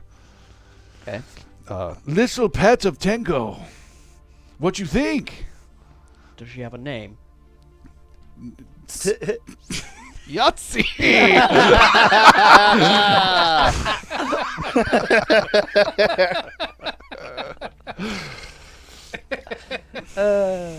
And he says, and this is how we deal with those who steal, who are not loyal friends. You say you loyal friend for Tenko. He says, but that is no loyal friend. And from 40, 50 feet above in the ceiling, hanging from a chain, is the thief, Iggy. Mm-hmm. And no, let me go. Tenko, it's a misunderstanding. It's a misunderstanding, says Seinfeld. What did he do? He says, Tenko find that he's been skimming on many deliveries. So if you are good friends with him, maybe we don't have deal. Maybe you're not as good as a friend with Tenko. I'm quite shocked, to be honest. I've never had any sort of misunderstandings, you could say, with him. Iggy, is it true? He says, I don't know what's going on. You got to get me out of here. You really need to get me out of here. It would be really good for you and the others if you got me out of here. How did you find out he was skimming? He says, Tenko has very good number one, pointing up to a dancing, thin-headed fellow back up on the bow. And what proof did he show you? I'm He just says, curious. that's not what's important. What is important is this. And he pulls a lever and Iggy ratchets down from 40 feet down to 30 feet. Ah! Tenko, I know that our long friendship is just getting started here. But I've learned something dealing with the corporations and making all the connections that I do have. He's smiling up at Iggy, watching him freak out. I've learned that the person that I trust the least is the one closest to me. He says, I don't know what that means, but... It means you should check your facts there, what you're the number one, before you go dealing with the consequences. He looks up at the waltzing number one. Very enthralled with what Zoma's doing. They're locked in. And looks back at you, Professor, and says, no, this is where we test the loyalty. This is where we test your loyalty, Professor. So we have thief who is not friend. We have deal from possible new friend. You must make a choice, an important choice. And he motions, and some guards, about 40 or 50 away, about 4 or 5 of them pull out their weapons.